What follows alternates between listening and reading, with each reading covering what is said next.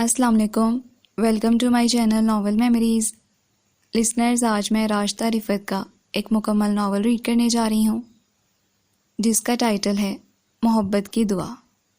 چلیں novel start کرتے ہیں۔ بلا کی گرمی میں ٹرین کی اکانومی کلاس کا سفر تو پھر قابل برداشت تھا، لیکن پیاس اب ناقابل برداشت ہو چکی تھی۔ آسماں باجی کا چھوٹا سا واٹر کولر تو سفر کے شروع میں ہی خالی ہو گیا تھا۔ بنٹی، سنی اور سومی تینوں بچوں نے ٹرین میں بیٹھتے ہی وہ بڑا سا شاپر کھول لیا جس میں ممانی نے لاڈلوں کو چپس، پاپڑ، نمکو اور جانے کیا علم گلم خرید کر دیا تھا۔ ایسی چیزیں کھانے کے بعد پیاس تو لگنی تھی، حالانکہ آسماں باجی ہر بار پانی پینے پر بچوں کو ٹوکتی آئی تھیں۔ ابھی سے پانی ختم کر دو گے تو باقی کے سفر میں کیا پئیں گے؟ ساتھ کوئی مرد بھی نہیں جو کسی اسٹیشن سے پانی بھر کر لے آئے۔ مما، منرل واٹر بیچنے والے آتے تو ہیں، خرید لیجیے گا۔ سب سے بڑے بیٹے بنٹی نے ماں کو مفت مشورے سے نوازا۔ منرل واٹر کے بچے، صرف تیری وجہ سے ٹرین کی سواری بھگتنی پڑی ہے۔ اتنا بڑا ہو گیا ہے، بس کا سفر نہیں کر سکتا۔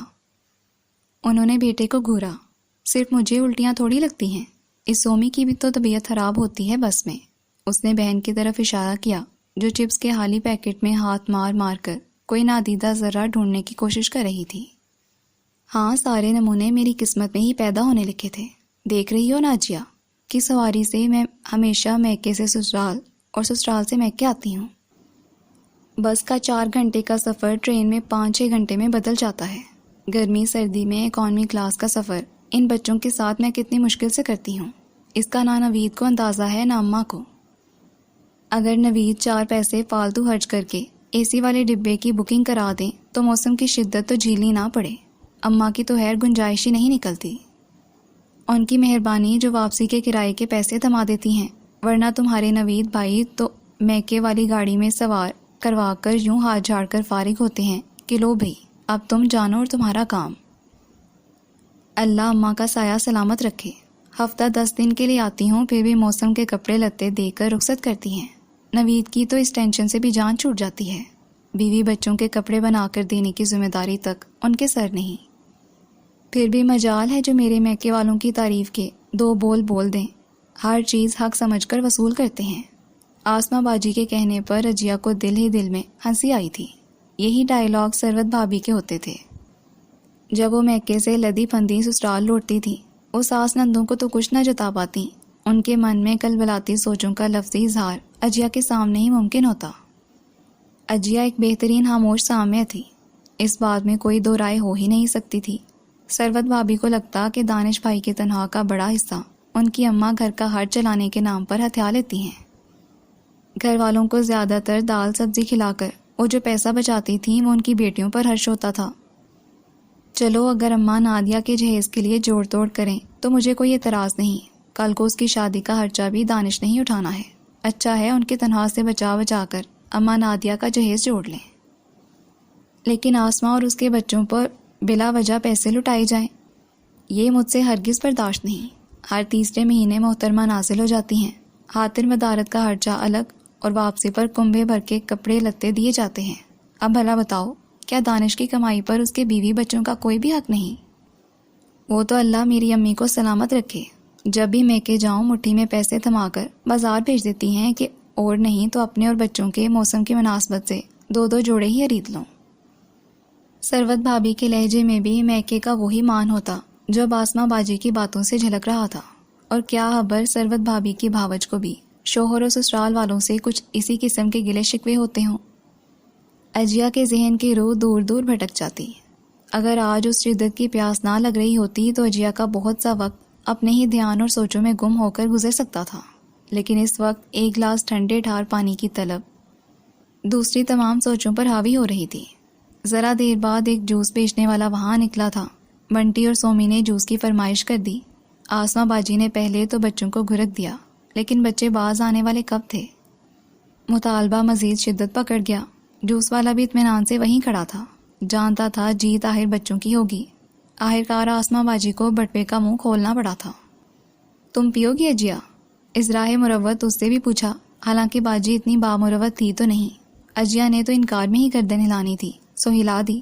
اصل رونا اسے تب آیا جب آسماں باجی نے 2 کے بجائے 3 جوس خریدے۔ آج گرمی بھی تو خوب ہے۔ بچوں کے جوس میں ان کی اسٹرا ڈالنے کے بعد تیسری اسٹرا ڈال کر انہوں نے اپنے لبوں سے لگا لی۔ 30-40 روپے کے جوس کی کیا اوقات تھی؟ کیا تھا اگر آسما باجی جوس کا پیکٹ اسے بھی خرید دیتی؟ اس بار رونا پیاس کی شدت پر نہیں بلکہ اپنی کم مائیگی پر آیا تھا۔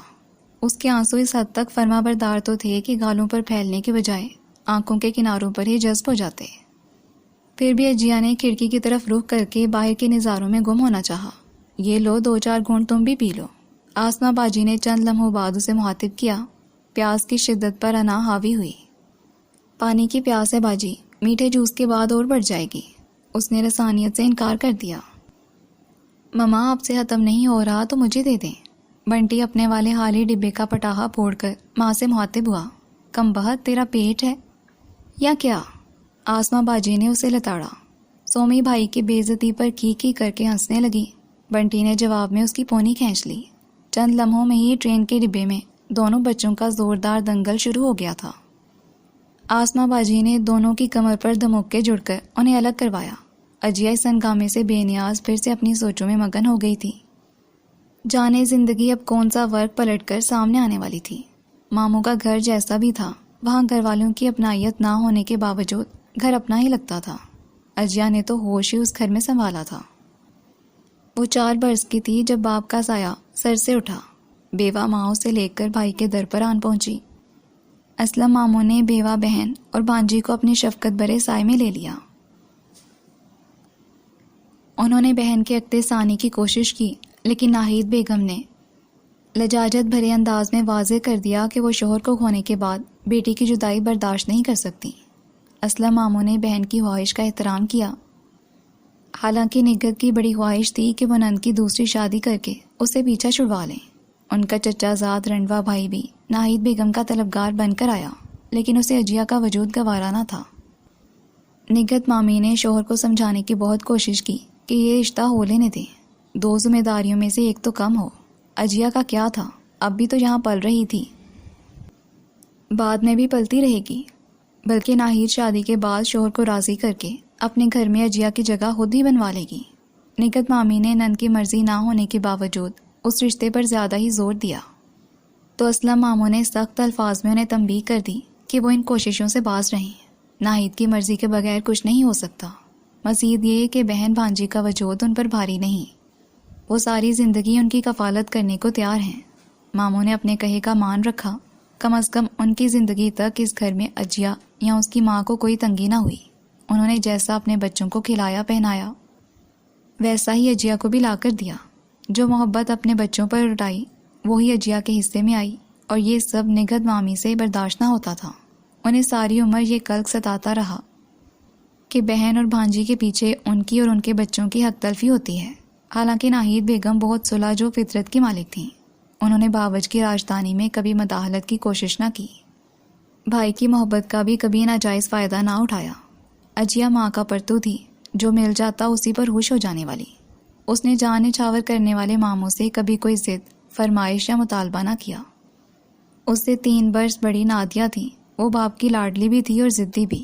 ماموں لاڈلی کی ضد پوری کرنے کو جو کچھ اسے دلاتے ویسا ہی اجیا کے لیے بھی آتا، اور یہ بات مامی کی برداشت سے باہر تھی۔ ان کے 3 بچے تھے، سب سے بڑے دانش بھائی جو گھریلو معاملات سے بے نیاز اپنے ہی یاروں دوستوں میں مشغول رہتے، پھر آسما باجی اور سب سے چھوٹی نادیہ۔ بیٹیاں ماں کی سکھائی پڑھائی کے زیر اثر بیوہ پھوپھی سے بھی ہار کھاتی اور اجیا سے بھی چڑھتی رہتی۔ ماموں دبنگ شخصیت کے مالک تھے۔ ان کی زندگی میں نگہت کھل کر اپنا اناج ظاہر نہ کر سکیں۔ پھر ایک روڈ ایکسیڈنٹ میں ماموں زندگی کی بازی ہار گئے تو اس گھر میں اجیا اور ناہید بیگم پر زندگی کا تلخ روپ آشکار ہونے لگا۔ اب مامی کو کسی کا ڈر نہ تھا، وہ کھل کر اپنا اناج ظاہر کرنے لگیں۔ ناہید بیگم اور اجیا سے برابری کے حقوق واپس لے کر اس گھر میں ان سے دوسرے درجے کے شہریوں جیسا برتاؤ ہونے لگا۔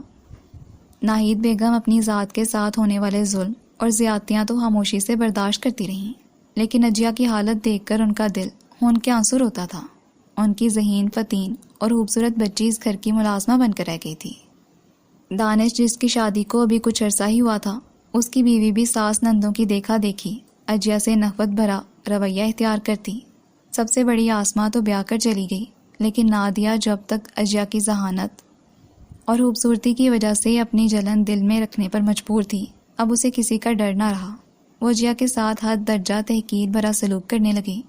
ناروا حالات کے باوجود ایف ایس سی میں اجیا نے جان توڑ محنت کر کے شاندار نمبر حاصل کر لیے تھے۔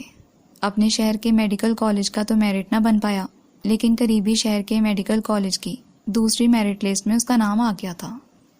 ماں بیٹی کی خوشیوں کا کوئی ٹھکانہ نہ تھا۔ اجیا کو اپنی کامیابی خوشگوار مستقبل کی ضمانت لگتی تھی۔ بس وہ ایک بار ڈاکٹر بن کر اپنے پاؤں پر کھڑی ہو جاتی تو ماں کے ساتھ اس گھر سے دور چلی جاتی۔ اس کے گمان میں بھی نہ تھا کہ میرٹ بننے کے باوجود اس کا ڈاکٹر بننے کا خواب آنکھوں سے نوچ کر پھینک دیا جائے گا۔ نگہت مامی نے واضح الفاظ میں جتا دیا کہ اگر وہ پڑھائی کی خاطر دوسرے شہر ہاسٹل میں رہائش رکھنا چاہتی ہے تو اس گھر سے دونوں ماں بیٹی اپنا بوریا بستر سمیٹ کر ہی جائیں گے۔ ناہید نے بھاوج کی منت سماجت کرنے کی بہت کوشش کی، لیکن مامی کا نخوت بھرا انکار اقرار میں نہ بدلا۔ دوسرے شہر میں رہ کر لڑکوں کے ساتھ پڑے گی تو جانے تمہاری بیٹی کیا گل کھلائے۔ نہ بابا، ہم عزت دار لوگ ہیں، اور پھر یہ تو بتاؤ اتنی مہنگی پڑھائی کا خرچہ کون اٹھائے گا؟ اب تو تمہارا بھائی بھی قبر میں جا سویا ہے، پھر کس پرتے پر ایسا قدم اٹھا رہی ہو؟ جانتی بھی ہو کتنی مہنگی پڑھائی ہے، ہاسٹل کا خرچہ علیحدہ۔ پڑھائی کے خرچے کی فکر نہ کریں نگہت بھابی، میرے پاس جو تھوڑا بہت زیور پڑا ہے میں وہ بیچ کر اجیا کی پڑھائی کا خرچہ اٹھا لوں گی۔ اجیا کی آنکھوں کی بجھتی جوت دیکھ کر ناہید کی منت میں اور شدت آ گئی۔ زیور کی بات تو ایسے کر رہی ہو جیسے کتنا ڈھیر سونے کا موجود ہے۔ وہ جو 4-4.5 تولے زیور تم نے اب تک سنبھال کر رکھا ہوا ہے نا بی بی، وہ اپنی بچی کی شادی کے لیے سنبھال کر رکھو۔ میں نے خود اپنی بیٹی بیانی ہے، تمہاری بچی کی شادی کا خرچہ ہم نہ اٹھا پائیں گے۔ اجیا ڈاکٹر بن گئی تو اپنی شادی کا خرچہ خود اٹھا لے گی بھابی۔ اس بار ناہید پست آواز میں بولی تھی۔ بیوی میرا سر تو کھاؤ نہیں، کہہ تو دیا جانا ہے تو دونوں جاؤ، جان بخشو ہماری۔ ہاں پھر دوبارہ اس گھر کی دہلیز پر قدم رکھنے کا مت سوچنا۔ مامی کا کہا حرف آخر تھا۔ ناہید خاموش ہو گئی۔ آپ فکر مت کریں امی، میں بی ایس سی کر لوں گی، اس کے بعد ایم ایس سی، ڈاکٹر نہ صحیح ٹیچنگ لائن میں آ جاؤں گی۔ اجیا کے کہنے پر ناہید نے نم آنکھوں سے بیٹی کو دیکھا۔ حوصلہ انہیں بیٹی کو دینا چاہیے تھا، الٹا وہ انہیں سمجھا رہی تھی۔ اللہ کی رحمت سے کبھی نا امید یا مایوس نہ ہونا میری بچی۔ نہ ہی اس دنیا میں صرف بے حس اور کٹھور لوگ بستے ہیں، اللہ کی رحمت بہت بڑی ہے۔ میری بیٹی انشاءاللہ آنے والی زندگی بہت شادمانی میں گزارے گی۔ وقت سدا یکساں نہیں رہتا۔ وہ بیٹی کا ماتھا چوم کر کھوئے کھوئے انداز میں خود کلامی کر رہی تھیں۔ کیا ہوا امی، آپ ٹھیک تو ہیں؟ اجیا کو ماں کا انداز غیر معمولی لگا تھا۔ میری بیٹی کے خواب ٹوٹے ہیں، بس تھوڑا سا اداس ہوں، لیکن نہیں چاہتی کہ یہ اداسی تمہاری آنکھوں میں ڈیرا جمائے۔ خوشگمانی کا دامن ہاتھ سے نہ چھوڑنا اجیا، اور مایوسی کو خود پر حاوی نہ ہونے دینا۔ ہر مشکل کے ساتھ آسانی ہے، وہ بیٹی کو سمجھا رہی تھیں۔ اجیا نے آنسو پونچھ کر ماں کے ہاتھ چومے اور اس بات میں سر ہلا دیا۔ وہ نہیں جانتی تھی کہ ماں کی یہ نصیحتیں اور دعائیں اس کی زندگی کی آخری دعائیں ہیں۔ وہ اب بیٹی کے ٹوٹے تھے، دل ماں کا ٹوٹا، اور ایسا ٹوٹا کہ اس نے دھڑکنا ہی چھوڑ دیا۔ وہ رات سوئیں تو سوتی کی سوتی رہ گئیں۔ نئے دن کا سورج طلوع ہوا تو اجیا کو پتہ چلا۔ سر پر قیامت ٹوٹنا کسے کہتے ہیں؟ باپ کا رشتہ تو وہ ہوش سنبھالنے سے پہلے ہی کھو بیٹھی تھی۔ اس کے جینے کا آسرا ہی اس کی ماں تھی۔ ماں کے بچھڑنے کے بعد وہ جانے کیسے اور کیوں زندہ تھی۔ اس کی حالت دیکھ کر اپنے اور پرائے سب اشکبار ہو رہے تھے۔ نگہت مامی بھی اسے خود سے لپٹا لپٹا کر دھاڑیں مار مار کر رو رہی تھی۔ بچی بیچاری بے سہارا رہ گئی۔ باپ پہلے نہ تھا، اب ماں بھی ساتھ چھوڑ گئی۔ کوئی پڑوس کی عورت اس طرح آمیز انداز میں مخاطب تھی۔ کیوں ہونے لگی بے سہارا؟ ہم ہیں نا اس کے والی وارث۔ نگہت مامی چمک کر بولی اور پھر سے اجیا کو سینے سے چمٹا لیا۔ اجیا نہیں جانتی تھی مامی کا یہ رویہ خدا ہوفی ہے یا دنیا دکھاوا۔ سچ تو یہ تھا کہ اب اسے کسی دلا سے تسلی یا ہمدردی سے کوئی فرق نہیں پڑ رہا تھا۔ وہ اللہ کی ذات سے صبر کی طالب ہوئی تھی، اور اللہ نے رفتہ رفتہ اسے صبر سے نوازا بھی تھا۔ اس کی صابر شاکر ماں رب کی رحمت کے سائے میں یقیناً بہت اچھے مقام پر تھی۔ وہ دنیاوی آلام سے چھٹکارا پا کر ابدی سکون پا چکی تھی۔ ماں کے سکون کا سوچ کے اجیا اپنے بے قرار اور وحشت زدہ دل کو پرسکون کرنے کی کوشش کرتی۔ کچھ عرصے تک گھر والوں نے بھی اس کے حال پر رحم کھانا شروع کر دیا تھا۔ وہ سارا دن ماں کے اصالے ثواب کے لیے قرآن پاک پڑھتی رہتی، کوئی اسے گھر کے کام کے لیے آواز نہ لگاتا، لیکن انسان جبلت کا غلام ہے۔ نگہت مامی کی خدا خوفی یا دنیا دکھاوے کی میعاد بس 1.5-2 مہینے تک ہی تھی۔ فقط ثروت بھابی تھیں جن کے طرز عمل میں واضح تبدیلی آئی تھی۔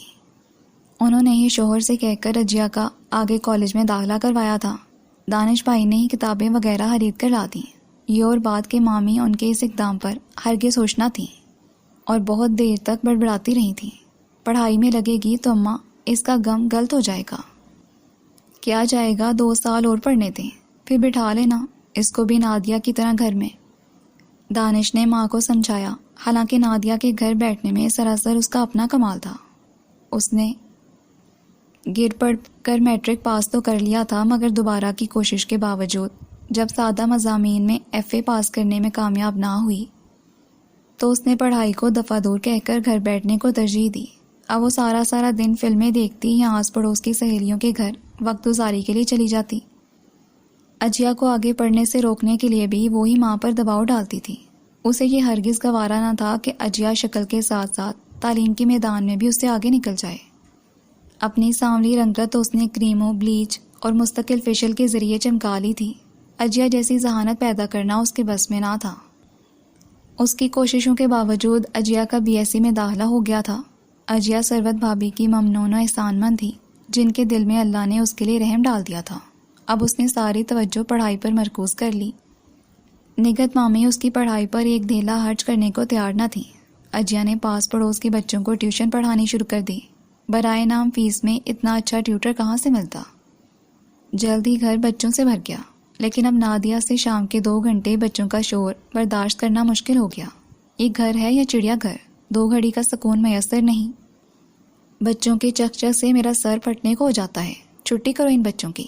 وہ اجیا کے سر پر کھڑی ہو کر چلاتی۔ اجیا بے بسی سے اس کو دیکھ کر رہ جاتی۔ کل بچوں کا پیپر ہے نادیہ، ابھی سے چھٹی کیسے دے دوں؟ بس تھوڑی دیر اور برداشت کر لو۔ اب ان میں سے کسی کی آواز بھی نہیں نکلے گی۔ بچوں خبردار، جب کسی نے شور کیا۔ وہ نادیہ کی منت کے بعد بچوں کو بھی ڈپٹتی۔ نادیہ پاؤں پٹک کر چلی جاتی۔ BSc کے فائنل پیپر سے ذرا پہلے نادیہ کے لیے رشتہ آیا تھا۔ اسلم ماموں کے کسی قریبی دوست کی بہن اپنے بیٹے کے لیے رشتہ تلاشتی نگہت مامی کے ہاں پہنچی۔ سو اتفاق وہ اجیا کی غیر موجودگی میں گھر آئیں۔ اجیا اس وقت کالج گئی ہوئی تھی۔ نادیہ نے تمیزدار بیوی بن کر ثروت بھابی کے ہاتھ کے بنے کبابوں اور چنا چاٹ سے ان کی تواضع کی۔ چہرے پر نہ نظر آنے والے میک اپ کی تو وہ ویسے بھی ماہر ہو چکی تھی۔ سر پر سلیقے سے دوپٹہ جمائے ایک سگر اور سلیقہ مند لڑکی کے روپ میں وہ مہمان خواتین کو پسند آ گئی۔ اس پسندیدگی کا انہوں نے ڈھکے چھپے الفاظ میں اظہار بھی کر دیا۔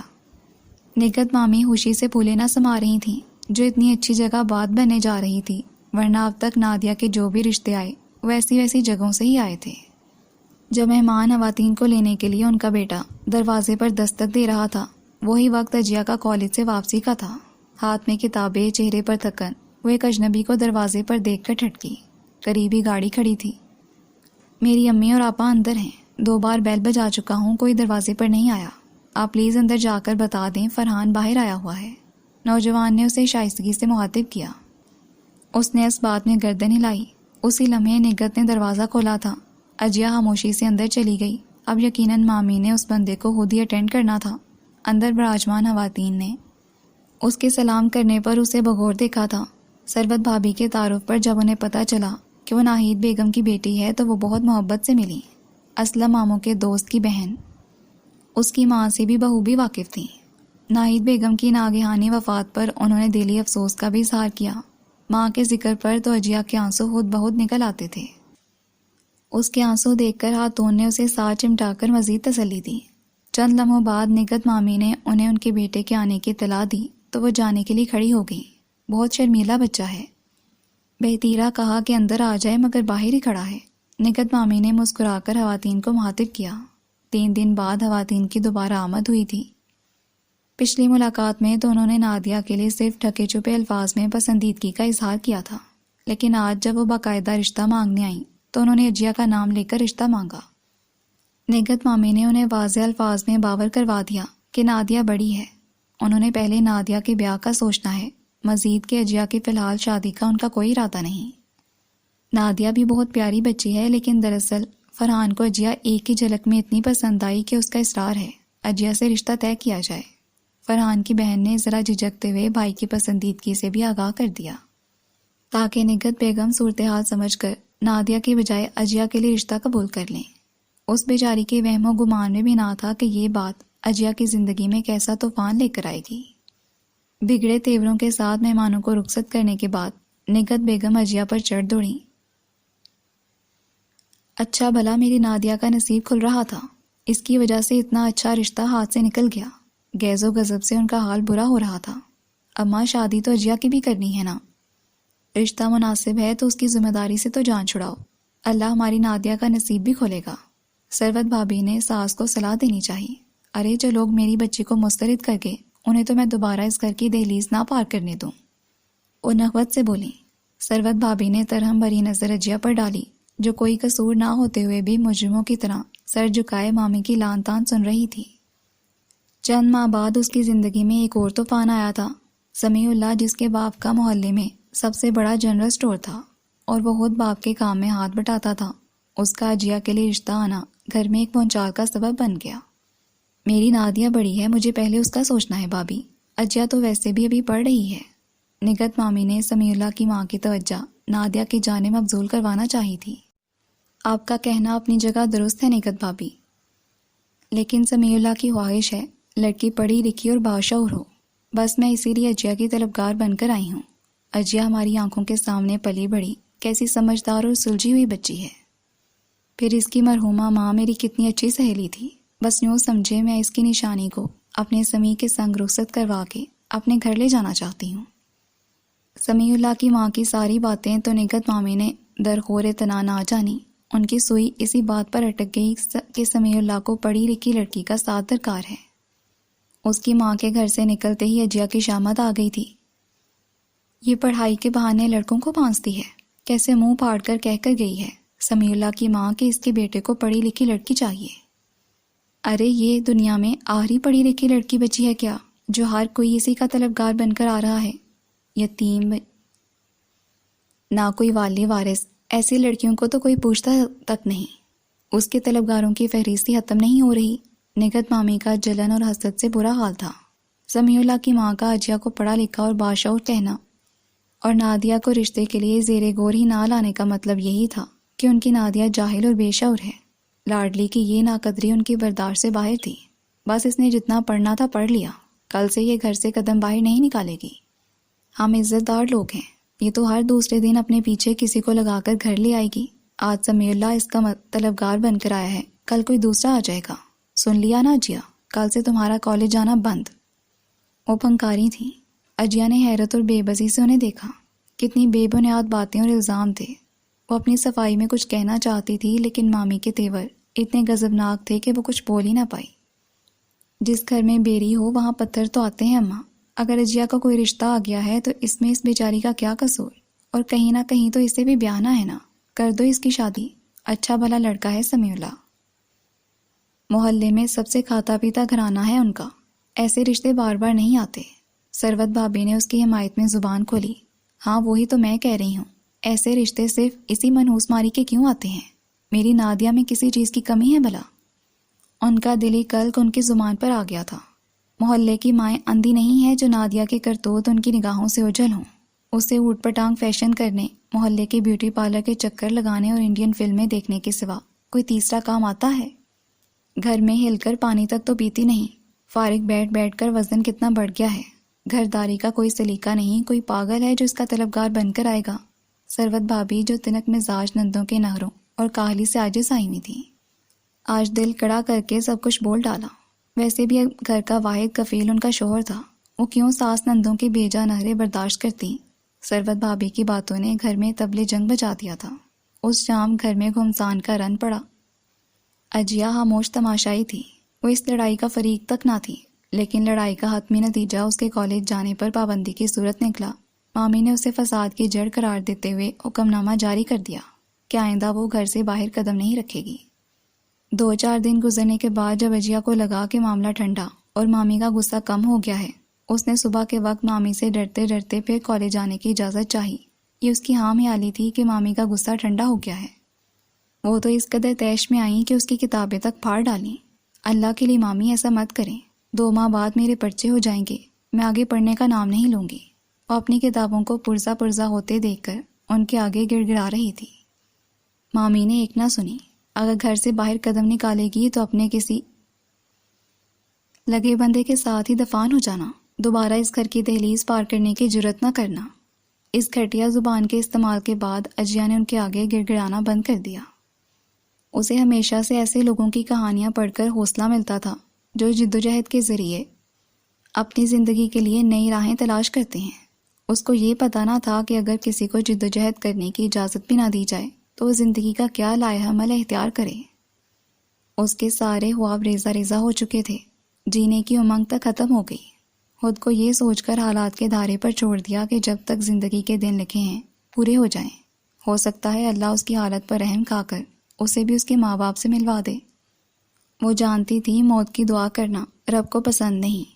وہ اپنے لبوں پر یہ دعا لاتے ہوئے اعتراض برتتی، لیکن اپنے دل کا کیا کرتی جو ہمک ہمک کر ماں کے پاس جانے کی آرزو کرتا۔ زندگی اسی ڈھب پر گزرتی رہی۔ مامی کی یہ ہاں میں آلی تھی کہ وہ جیا کی پڑھائی چھڑوا کر اسے نادیہ کی برابری پر لے آئیں گی، غلط ثابت ہوئی۔ گھر کی دہلیز پر جو بھی بھولا بھٹکا رشتہ آتا وہ نادیہ کو دیکھنے کے بعد دوبارہ یہاں کا رخ نہ کرتا۔ غیر معیاری کاسمیٹکس استعمال کر کے نادیہ نے اپنی جلد کا بیڑا غرق کر لیا تھا۔ وزن پہلے سے بھی بڑھ گیا تھا۔ بڑھیا سے بڑھیا کپڑوں میں بھی وہ اجیا کی برابری نہ کر پاتی۔ اجیا تو اب گھر کی ملازمہ بن کر رہ گئی تھی۔ رشتے والوں کی آمد پر وہ باورچی خانے میں ہی گھسی رہتی۔ امامی کی ہدایت تھی کہ وہ مہمانوں کے سامنے نہ آئے۔ گھر کون سا ایکڑوں پر محیط تھا۔ کنسوئیاں لینے والے گھر کے ہاں کونے قدرے میں جھانک کر اپنی تسلی کرنا فرض سمجھتے تھے۔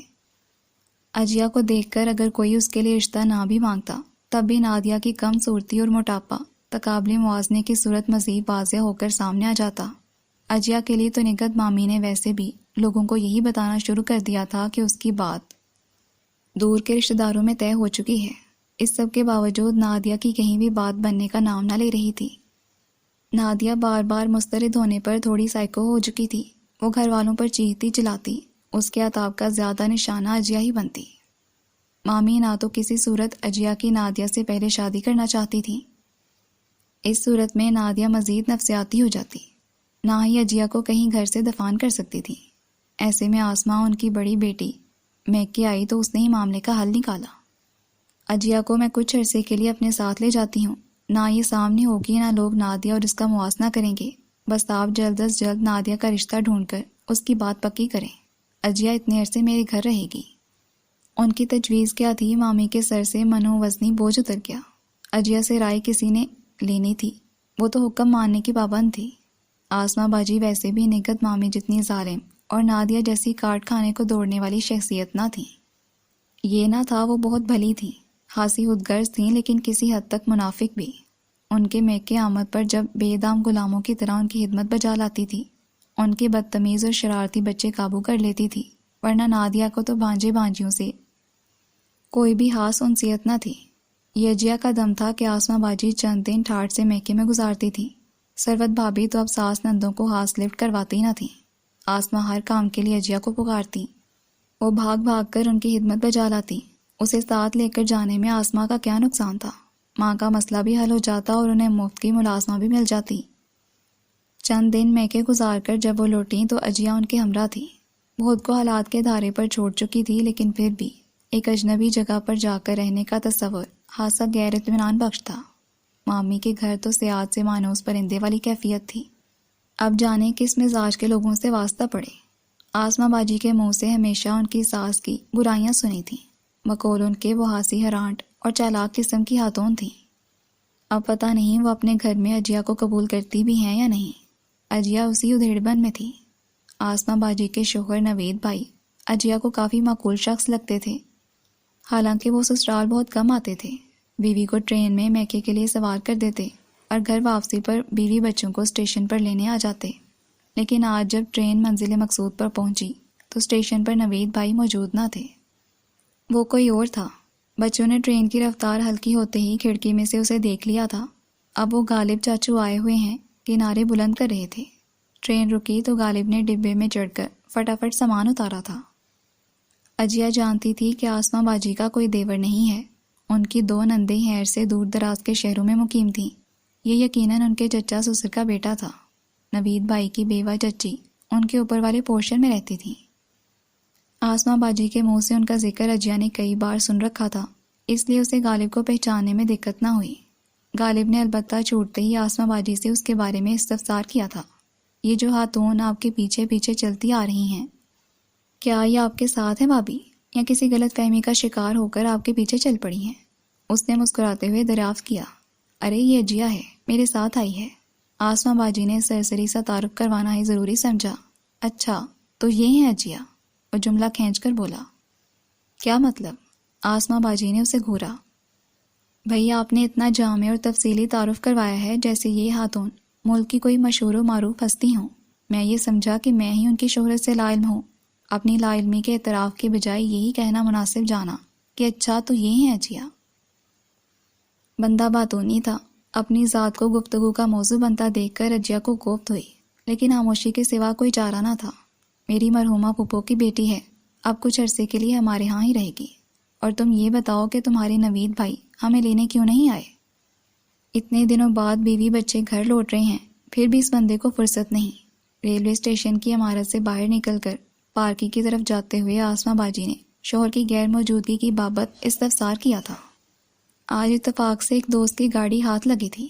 آپ کے شوہر نامدار نے موقع غنیمت جانا، سوچا ٹیکسی کے کرائے سے جان چھڑوا کر کرائے کی گاڑی اور مفت کے ڈرائیور سے فیضیاب ہو لیا جائے۔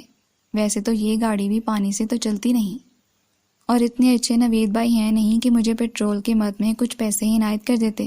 بس بندہ ناچیز مروت میں مارا جاتا ہے۔ غالب کے کہنے پر آسماں باجی نے کھسیائے بغیر اسے زبردست گھوری سے نوازا تھا۔ بچے گاڑی میں بیٹھ کر ہو پرجوش ہو گئے۔ آپ نے گاڑی لے دی چاچو، اب آپ ہمیں روز سیر کروایا کریں گے نا؟ بنٹی اور سنی تصدیق چاہ رہے تھے۔ ہماری ایسی قسمت کہاں پارٹنر، اس نے ٹھنڈی آہ بھری۔ بابا لینے کیوں نہیں آئے؟ سومی نے منہ بسورا۔ دیکھا، یہ ہوتی ہیں بیٹیاں، ان نالائکوں کو باپ کی پرواہ ہی نہیں، پرائی گاڑی دیکھ کر ہی خوش ہو رہے ہیں۔ اس نے بھتیجوں کو گھورا۔ ویسے نوید کیا کر رہے تھے، آئے کیوں نہیں؟ شوہر کا نہ آنا آسماں کو بھی کھل رہا تھا۔ بار بار یہ سوال پوچھ کر کیوں شرمندہ کرواتی ہیں آسماں بھابی؟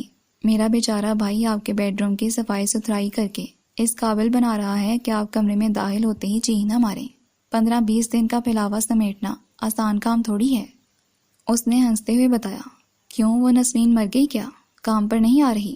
آسماں نے ملازمہ کے بارے میں استفسار کیا۔ نسرین تو نہیں مری، البتہ اس کی ساس مر گئی ہے۔ کہتی ہے گھر پر مہمانوں کا رش ہے، چند دن مزید چھٹی کرے گی۔ اس کم بخت کی تو میں اب پکی چھٹی ہی کروا دوں گی۔ آسماں نے مصمم ارادہ کر لیا تھا۔ اجیا گاڑی میں ہونے والی بات چیت سے بے نیاز کھڑکی سے باہر کے نظارے دیکھنے میں مشغول تھی، لیکن انداز میں کوئی اشتیاق یا محویت نہ تھی۔ وہی سرد و سپاٹ سا انداز جو اب اس کی شخصیت کا حصہ بن چکا تھا۔ گاڑی کب منزل مقصود پر پہنچی اسے پتہ بھی نہ چلا، وہ اپنے خیالوں میں ہی کھوئی ہوئی تھی۔ اجیا آنی، چلیں، گھر آ گیا۔ سومی نے اس کا ہاتھ ہلایا۔ ویسے بھابی، یہ خاتون پیدائشی ایسی ہیں یا یہ مرض بعد میں لاحق ہوا؟ غالب بہت سنجیدگی بھری تشویش سے استفسار کر رہا تھا۔ کیا مطلب؟ آسماں باجی نے اسے گھورا۔ مطلب گونگی بہری ہیں تو اشاروں وغیرہ کی زبان سمجھ سکتی ہیں؟ وہ اس کی مکمل خاموشی کی وجہ سے سنجیدگی سے شرارتی سوال پوچھ بیٹھا تھا۔ اجیا کی آنکھیں بھر آئیں۔ اس کی ذات اتنی ارزاں ہو گئی تھی کہ یوں پرائے لوگوں کے ہنسی ٹھٹول کا باعث بننے لگی۔ غالب سے اس کے چہرے کے تاثرات مخفی نہ رہ پائے۔ وہ تو ویسے ہی ہنسور شخص تھا، کسی کی دل آزاری کا اس کا قطعی ارادہ نہ تھا۔ شاید یہ لڑکی ضرورت سے زیادہ زود رنج تھی۔ معذرت چاہتا ہوں محترمہ اگر آپ کو میرا مذاق برا لگا۔ اس نے معذرت کرنے میں لمحہ نہ لگایا۔ اجیا کو اس بار بھی سمجھ میں نہ آیا کہ کیا بولے۔ آسماں باجی کو البتہ اس کا اجیا کو اہمیت دینا قطعی نہ بھایا تھا۔ اب جلدی سے سامان ڈگی سے نکالو غالب، فضول میں دیر کیوں کر رہے ہو؟ وہ اسے گھرکتی آگے بڑھ گئی۔ اجیا بھی کسی معمول کے انداز میں ان کے پیچھے چل پڑی۔ آسماں باجی نے اپنی باتوں سے اپنے سسرال کا جو ہوا اس کے دماغ میں بٹھا رکھا تھا وہاں ویسا کچھ نہ تھا۔ ان کی ساس اس سے بہت شفقت بھرے انداز میں پیش آئیں۔ نہ آسماں باجی سے اسے ساتھ لانے کا مقصد دریافت کیا، نہ اس کے قیام کی مدت کے بارے میں استفسار کیا۔ نوید بھائی بھی فوراً ہی گلاسوں میں ٹھنڈ یا کولڈ ڈرنک لے کر آئے۔ آج سے پہلے تو کبھی گھر واپسی پر ہمیں ٹھنڈی بوتل پلانے کی توفیق نہ ہوئی آپ کو۔ آسماء باجی نے شوہر کی کوئک سروس پر طنز کیا۔ بھئی اجیا پہلی بار ہمارے گھر آئی ہے نا؟ وہ پرشفقت انداز میں مسکرائے۔ یہ مہمان بن کر نہیں آئی، اب اس نے بہت دن یہیں رکنا ہے۔ آسماء باجی نے وضاحت کرنا ضروری سمجھا تھا۔ اجیا کو ملنے والا پروٹوکول انہیں بھلا نہ لگ رہا تھا۔ وہ تو یہاں اسے گھر کے کاموں میں اپنی مدد کے لیے لائی تھیں، لیکن ان کی سانسیں ان عزائم کے آڑے آ رہی تھیں۔ آسماء نے سوچ رکھا تھا کہ گھر کا وہ چھوٹا کمرہ جو فالتو کاٹ کباڑ سے بھرا ہوا ہے اور اسٹور روم کے طور پر کام آتا ہے، اجیا سے اس کی صفائی کروا کر وہیں ایک کونے میں اس کا پلنگ بچھا دیں گی۔ اماں کو اس ارادے کا پتہ چلا تو ہو بفا ہوئیں۔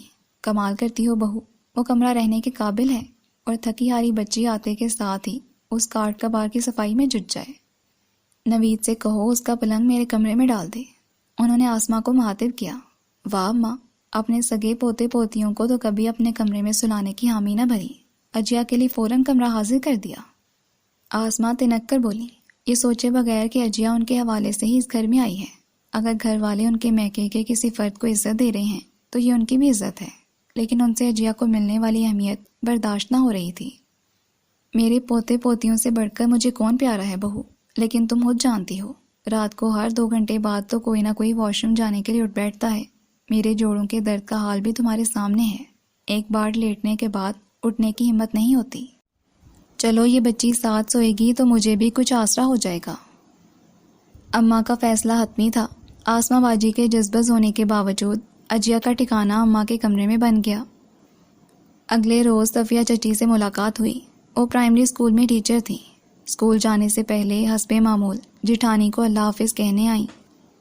اجیا کو دیکھ کر نہ حیرت کا اظہار کیا، نہ تجسس کا، نہ ہی یہ قریدا کہ وہ کتنے دنوں کے لیے آئی ہے، بس ایک پرہلوس سی مسکراہٹ کے ساتھ حال احوال دریافت کیا۔ اب تک کی زندگی میں اجیا کو ایسے بے ریا لوگوں سے کم ہی واسطہ پڑا تھا۔ اسے پہلی ہی نگاہ میں صفیہ چچی بہت اچھی لگی تھی۔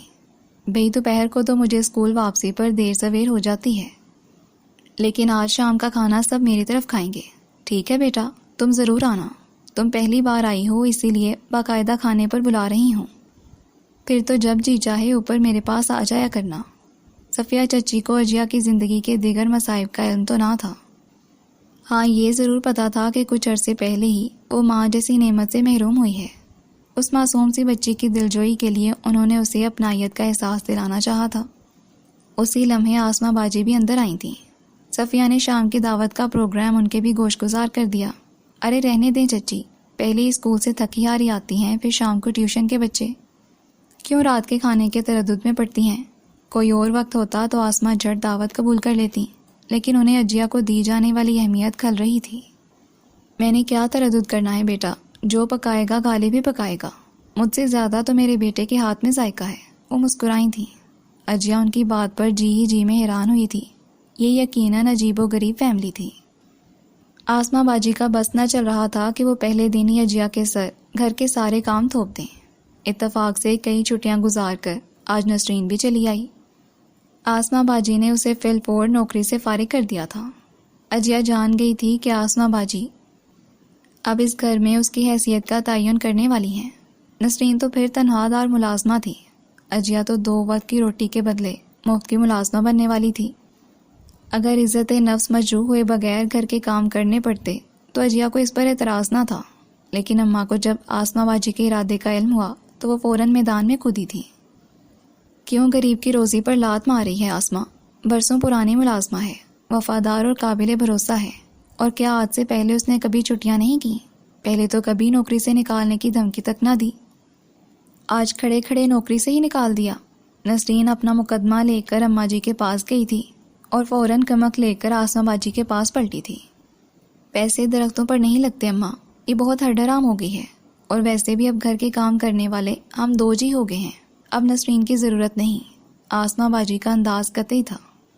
ارے واہ، ایسے ہی ضرورت نہیں، میرے کتنے کام تو یہ نسرین ہی کرتی ہے، کبھی سر میں تیل لگواتی ہوں اس سے، چوٹی گونتی ہے، ہاتھ پیر کی مالش کرتی ہے، کپڑوں کی الماری سیٹ کرتی ہے۔ تمہیں تو اتنی فرصت نہیں کہ بوڑھی ساس کے کمرے میں جھانک بھی لو، اور پیسے درختوں پر نہیں اگتے تو میرے بیٹے کی جیب سے ہی جاتے ہیں نا، یا تم نے میکے سے ماہانہ بندوا رکھا ہے؟ اماں کڑک کر بولیں۔ اجیا کو جی ہی جی میں ہنسی آئی۔ آسماں باجی کی حد تک ان کی ساس واقعی ہنسی دبنگ تھی۔ آسماں باجی بڑبڑاتی تو رہیں، لیکن ساس کے فیصلے سے اختلاف کی گنجائش نہ تھی۔ اس گھر میں آنے سے پہلے اجیا کے دل میں جتنے تحفظات تھے وہ بہت جلد اپنی موت آپ مر گئے۔ آسماں باجی کے علاوہ وہ سب لوگوں کا برتاؤ اس کے ساتھ بہت اچھا تھا۔ ہاں، اسے غالب کی موجودگی سے ضرور الجھن ہوتی تھی۔ صفیہ چچی کا بیٹا جو ماں کے ساتھ اپنی تائی کا بھی لاڈلا تھا، سنا تھا اچھی خاصی ڈگری لکھی ہے، لیکن من پسند نوکری نہ ملنے پر فی الحال بے روزگاری کے مزے لوٹ رہا تھا۔ ہاتھ میں بلا کا ذائقہ تھا، اوپر اپنے کچن کو تو اکثر رونق بخشے ہی رکھتا تھا۔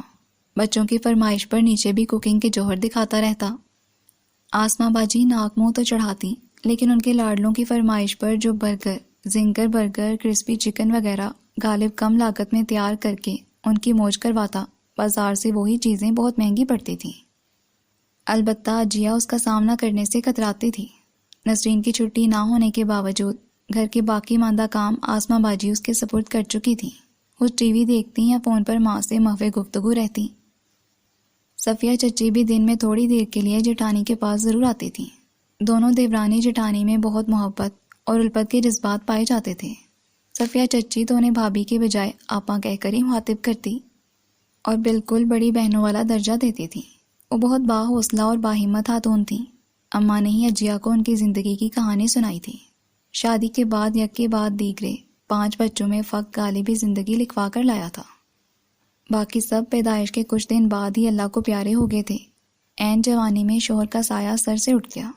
صفیہ چچی ادھوری تعلیم مکمل کر کے ٹیچنگ لائن سے وابستہ ہو گئیں۔ 2 دکانوں کا کرایہ اور ان کی تنخواہ سے گھر کی گزر اوقات ہونے لگی۔ اکلوتے بیٹے کو اچھے تعلیمی اداروں سے تعلیم دلوائی، لیکن ابھی تک وہ برسر روزگار نہ ہو پایا تھا۔ صفیہ چچی ہی گھر کی گاڑی چلا رہی تھیں۔ اماں جوڑوں کے درد کی وجہ سے خود سیڑھیاں چڑھ کر اوپر نہ جا سکتی تھیں۔ غالب ہوتا تو انہیں سہارا دے کر لے جاتا۔ اب یہ ڈیوٹی اجیا کی بھی لگ گئی تھی۔ شام کو کبھی صفیہ چچی نیچے نہ آ پاتی تو اماں اوپر چلی جاتی۔ انہیں نیچے بند گھر میں ویسے بھی وحشت ہوتی۔ صفیہ چچی کے صحن سے تاروں بھرے آسمان کا نظارہ اجیا کو بھی بھلا لگتا تھا۔ دونوں خواتین صحن میں باتوں میں مشغول ہو جاتی اور اجیا تاروں بھرے آسمان کو تکتی رہتی۔ ویسے خاتون جس مغویت سے آپ آسمان تکتی ہیں، لگتا ہے عنقریب کوئی نیا ستارہ یا سیارہ ضرور دریافت کر لیں گی۔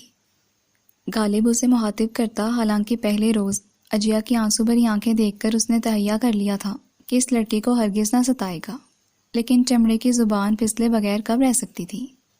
اجیا البتہ روز اول والی روش پر قائم تھی۔ اس کی کسی بھی بات کے جواب میں فقط خاموشی۔ کوئٹہ سے میمونہ کے فون پر فون آ رہے ہیں آپا۔ ہر بار غالب کی نوکری کے بارے میں استفسار کرتی ہے۔ میں اسے کب تک امید کا جھوٹا دامن تھماؤں؟ یہ لڑکا اس معاملے کو سنجیدگی سے لیتا تک نہیں۔ صفیہ نے بیٹے کو شاکی انداز میں دیکھتے ہوئے اماں سے دکھڑا رویا۔ اس خاندانی گفتگو کے بیچ اجیا کو اپنی موجودگی غیر ضروری لگی۔ میں نیچے چلی جاؤں اماں؟ تھوڑی دیر میں آ کر آپ کو لے جاؤں گی۔ اس نے انہیں مخاطب کیا۔ کیا کرو گی نیچے جا کر؟ آسماں نوید بازار گئے ہیں، اکیلے گھر میں تمہیں ویسے بھی ڈر لگتا ہے۔ وہ اس کی عادتوں سے بخوبی واقف ہو چکی تھی۔ اجیا چپ ہو گئی۔ صفیہ چچی نے سلسلہ کلام دوبارہ وہیں سے جوڑا۔ انہوں نے کوئٹہ میں مقیم اپنی بہن کے گھر غالب کا رشتہ طے کر رکھا تھا، اور اب وہ لوگ اس کی مستقل بے روزگاری پر پریشان تھے۔ دیکھیں تائی اماں، آپ کے سامنے میں ہر تیسرے دن اپنی سی وی لے کر کہیں نہ کہیں انٹرویو دینے جاتا ہوں۔ ابھی تک نوکری نہیں ملی تو میرا کیا قصور؟ اور جہاں تک ان لوگوں کے نا امید ہونے کا تعلق ہے تو اتنی بار امی سے کہا ہے اپنی بھانجی کا مجھ سے ڈائریکٹ رابطہ کروا دیں۔ اسے جھوٹی سچی امیدیں دلانا، مستقبل کے سبز باغ دکھانا، وہ سب میرے بائیں ہاتھ کا کھیل ہوگا۔ پھر اپنے گھر والوں کو وہ خود سمجھا لے گی۔ یہاں تو یہ حال ہے کہ میں نے موصوفہ کو 7-8 برس سے دیکھا تک نہیں، فون پر بات کرنے کی وہ روادار نہیں۔ اب میں خوابوں میں اسے ہم کلام ہو کر تو اسے پٹا نہیں سکتا۔ غالب نے اپنی مجبوری بیان کی۔ اسے پٹانے سے بہتر ہے تم نوکری ڈھونڈ لو۔ نوکری اپنے معیار کی نہیں مل رہی تو اپنا معیار کچھ نیچے کر لو میرے چندا۔ تائی نے لاڈلے کو بچکارا۔ آپ لوگ سمجھتے ہیں کہ مجھے اپنے معیار سے نیچے نوکری ڈھونڈنے میں کوئی آر ہے۔ یہ بات سمجھتے نہیں کہ اس سے میری اور میری ڈگری کی مارکیٹ ویلیو گرتی ہے۔ جہاں اتنا انتظار کر لیا وہاں تھوڑا سا مزید انتظار اور کر لیں امی، اور یہی بات حالہ کو بھی سمجھا دیں۔ جب بھی ان کا فون آتا ہے گھر میں ٹینشن پھیل جاتی ہے۔ غالب اب کچھ خفا ہو کر وہاں سے واک آؤٹ کر گیا۔ دونوں خواتین ٹھنڈا سانس بھر کر رہ گئیں۔ صفیہ چچی شام کو چھوٹے بچوں کو ٹیوشن پڑھاتی تھی۔ انہی بچوں میں سے ایک کی ماں اپنی میٹرک میں زیر تعلیم بیٹیوں کے لیے ٹیوشن کی بات کرنے آئی تھیں۔ صفیہ نے ان سے سہولت سے معذرت کرنا چاہی۔ آپ کو پتہ ہے بھابھی، میں تو زیادہ سے زیادہ 6 7ویں کے بچوں کو پڑھاتی ہوں، پھر آپ کی بچیوں کے سائنس سبجیکٹ ہیں۔ فزکس کیمسٹری پڑھانا تو ویسے بھی میرے بس کی بات نہیں۔ صفیہ چچی کے انکار پر عورت کا چہرہ بجھ گیا۔ ان کے ابو بچیوں کو اکیڈمی بھیجنے کے حق میں نہیں، آس پاس کوئی فیمیل ٹیچر بھی نہیں۔ اب مشکل میں پڑ گئی ہوں، بچیوں کو کہاں بھیجوں؟ عورت بہت مایوس ہو کر پلٹی تھی۔ اتفاق سے اجیا موقع پر موجود تھی۔ اس نے بہت جھجکتے ہوئے صفیہ چچی سے اس بارے میں بات کی۔ 9ویں 10ویں کے بچوں کو میں بھی پڑھا سکتی ہوں چچی، بلکہ اگر کوئی FA یا FSC کا اسٹوڈنٹ ہو تو مجھے اسے پڑھانے میں کوئی مسئلہ نہیں ہوگا۔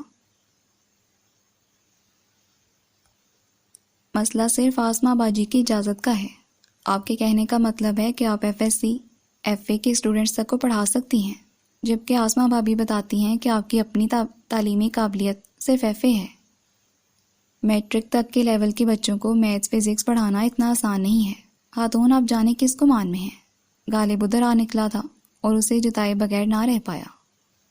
اس نے بات معمول کے انداز میں کی تھی، لیکن اجیا کو یہ تانے کی صورت لگی۔ اگر آپ میرے ظاہری حلیے، معمولی کپڑے، جوتوں اور ہر وقت گھر میں رہنے کی وجہ سے مجھے بالکل ان پڑھ قسم کی لڑکی سمجھتے ہیں تو یہ آپ کی بھول ہے۔ FSC میں میرے نمبروں کی بنیاد پر میڈیکل کالج کا میرٹ بن گیا تھا، بس گھریلو حالات نے اجازت نہ دی اور BSc کے پیپر سے کچھ عرصہ پہلے میں نے پڑھائی چھوڑ دی تھی۔ آج پہلی بار وہ غالب کی کسی بات کے جواب میں بولی تھی۔ یہ اور بات کے وہ اذیت ناک وقت یاد کر کے آنکھیں پھر آنسوں سے بھر گئیں۔ وہ کیا بننا چاہتی تھی اور حالات کے ستم ظریفی نے کیا بنا دیا تھا؟ میڈیکل کالج کا میرٹ، واو امیزنگ! آپ تو چھپی رستم نکلی بھائی۔ غالب اس کی ڈبڈبائی ہوئی آنکھیں دیکھ چکا تھا۔ جانے اس لڑکی کی اداس آنکھیں دیکھنا اسے خاصا مشکل کیوں لگتا تھا۔ اس نے ہلکا پھلکا انداز اختیار کر کے اسے سراہا تھا، جبکہ صفیہ چچی تو اس کی ٹیوشن پڑھانے والی تجویز پر فوراً متفق ہو گئی تھی۔ آسمہ کی تو فکر ہی نہ کرو، بلکہ اس بارے میں آسمہ سے بات بھی نہ کرو۔ میں خود اس سے کہوں گی کہ مجھے ٹیوشن کے بچوں کے لیے ایک ہیلپر ٹیچر کی ضرورت ہے۔ اگر وہ پھر بھی نہ مانی تو آپا بیگم تو ہے نا، تو ماں میں آسمہ سے اتنا مت ڈرا کرو بیٹا۔ صفیہ چچی کو بھی اتنے دنوں میں خوب اندازہ ہو گیا تھا کہ آسمہ اپنی سگی پھوپھی زاد بہن سے کیا سلوک روا رکھے ہوئے ہے۔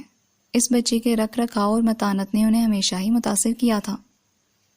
اس کی ادھوری باتوں کے باوجود نتیجہ حاصل کرنا مشکل نہ تھا کہ وہ حالات کے جبر کا شکار ہو کر اپنے تابناک مستقبل سے کنارہ کش ہوئی ہے۔ آج انہیں اس کی آنکھوں میں جو امنگ نظر آئی تھی، وہ اس امنگ کو ختم نہ ہونے دینا چاہتی تھی۔ جانے انہوں نے آسمہ باجی سے کیا بات کی تھی، بہر کیف اسے ٹیوشن پڑھانے کی اجازت مل گئی تھی۔ وہ اوپر صفیہ چچی کے پورشن میں انہیں کے ساتھ ٹیوشن پڑھانے لگی تھی۔ 2 بچیوں سے شروع ہونے والا سلسلہ جلد ہی 6 7 بچیوں تک پھیل گیا تھا۔ یہاں ٹیوشن فیس کا ریٹ خاصا معقول تھا۔ جب بچیوں کی پہلی فیس اس کے ہاتھ میں آئی تو اس نے رب کا بے پایاں شکر ادا کیا تھا۔ اب یہ پیسے آسمہ کے ہاتھ میں تھمانے کی ضرورت نہیں، مجھے تمہاری فطرت کا اندازہ ہو چکا ہے۔ یہ آسمہ سے زیادہ میرے بیٹے کا گھر ہے۔ خواہ مہا احسان مندی کے جذبات میں گھر کر کبھی یہ پیسے اپنی بہن کو تھما دو۔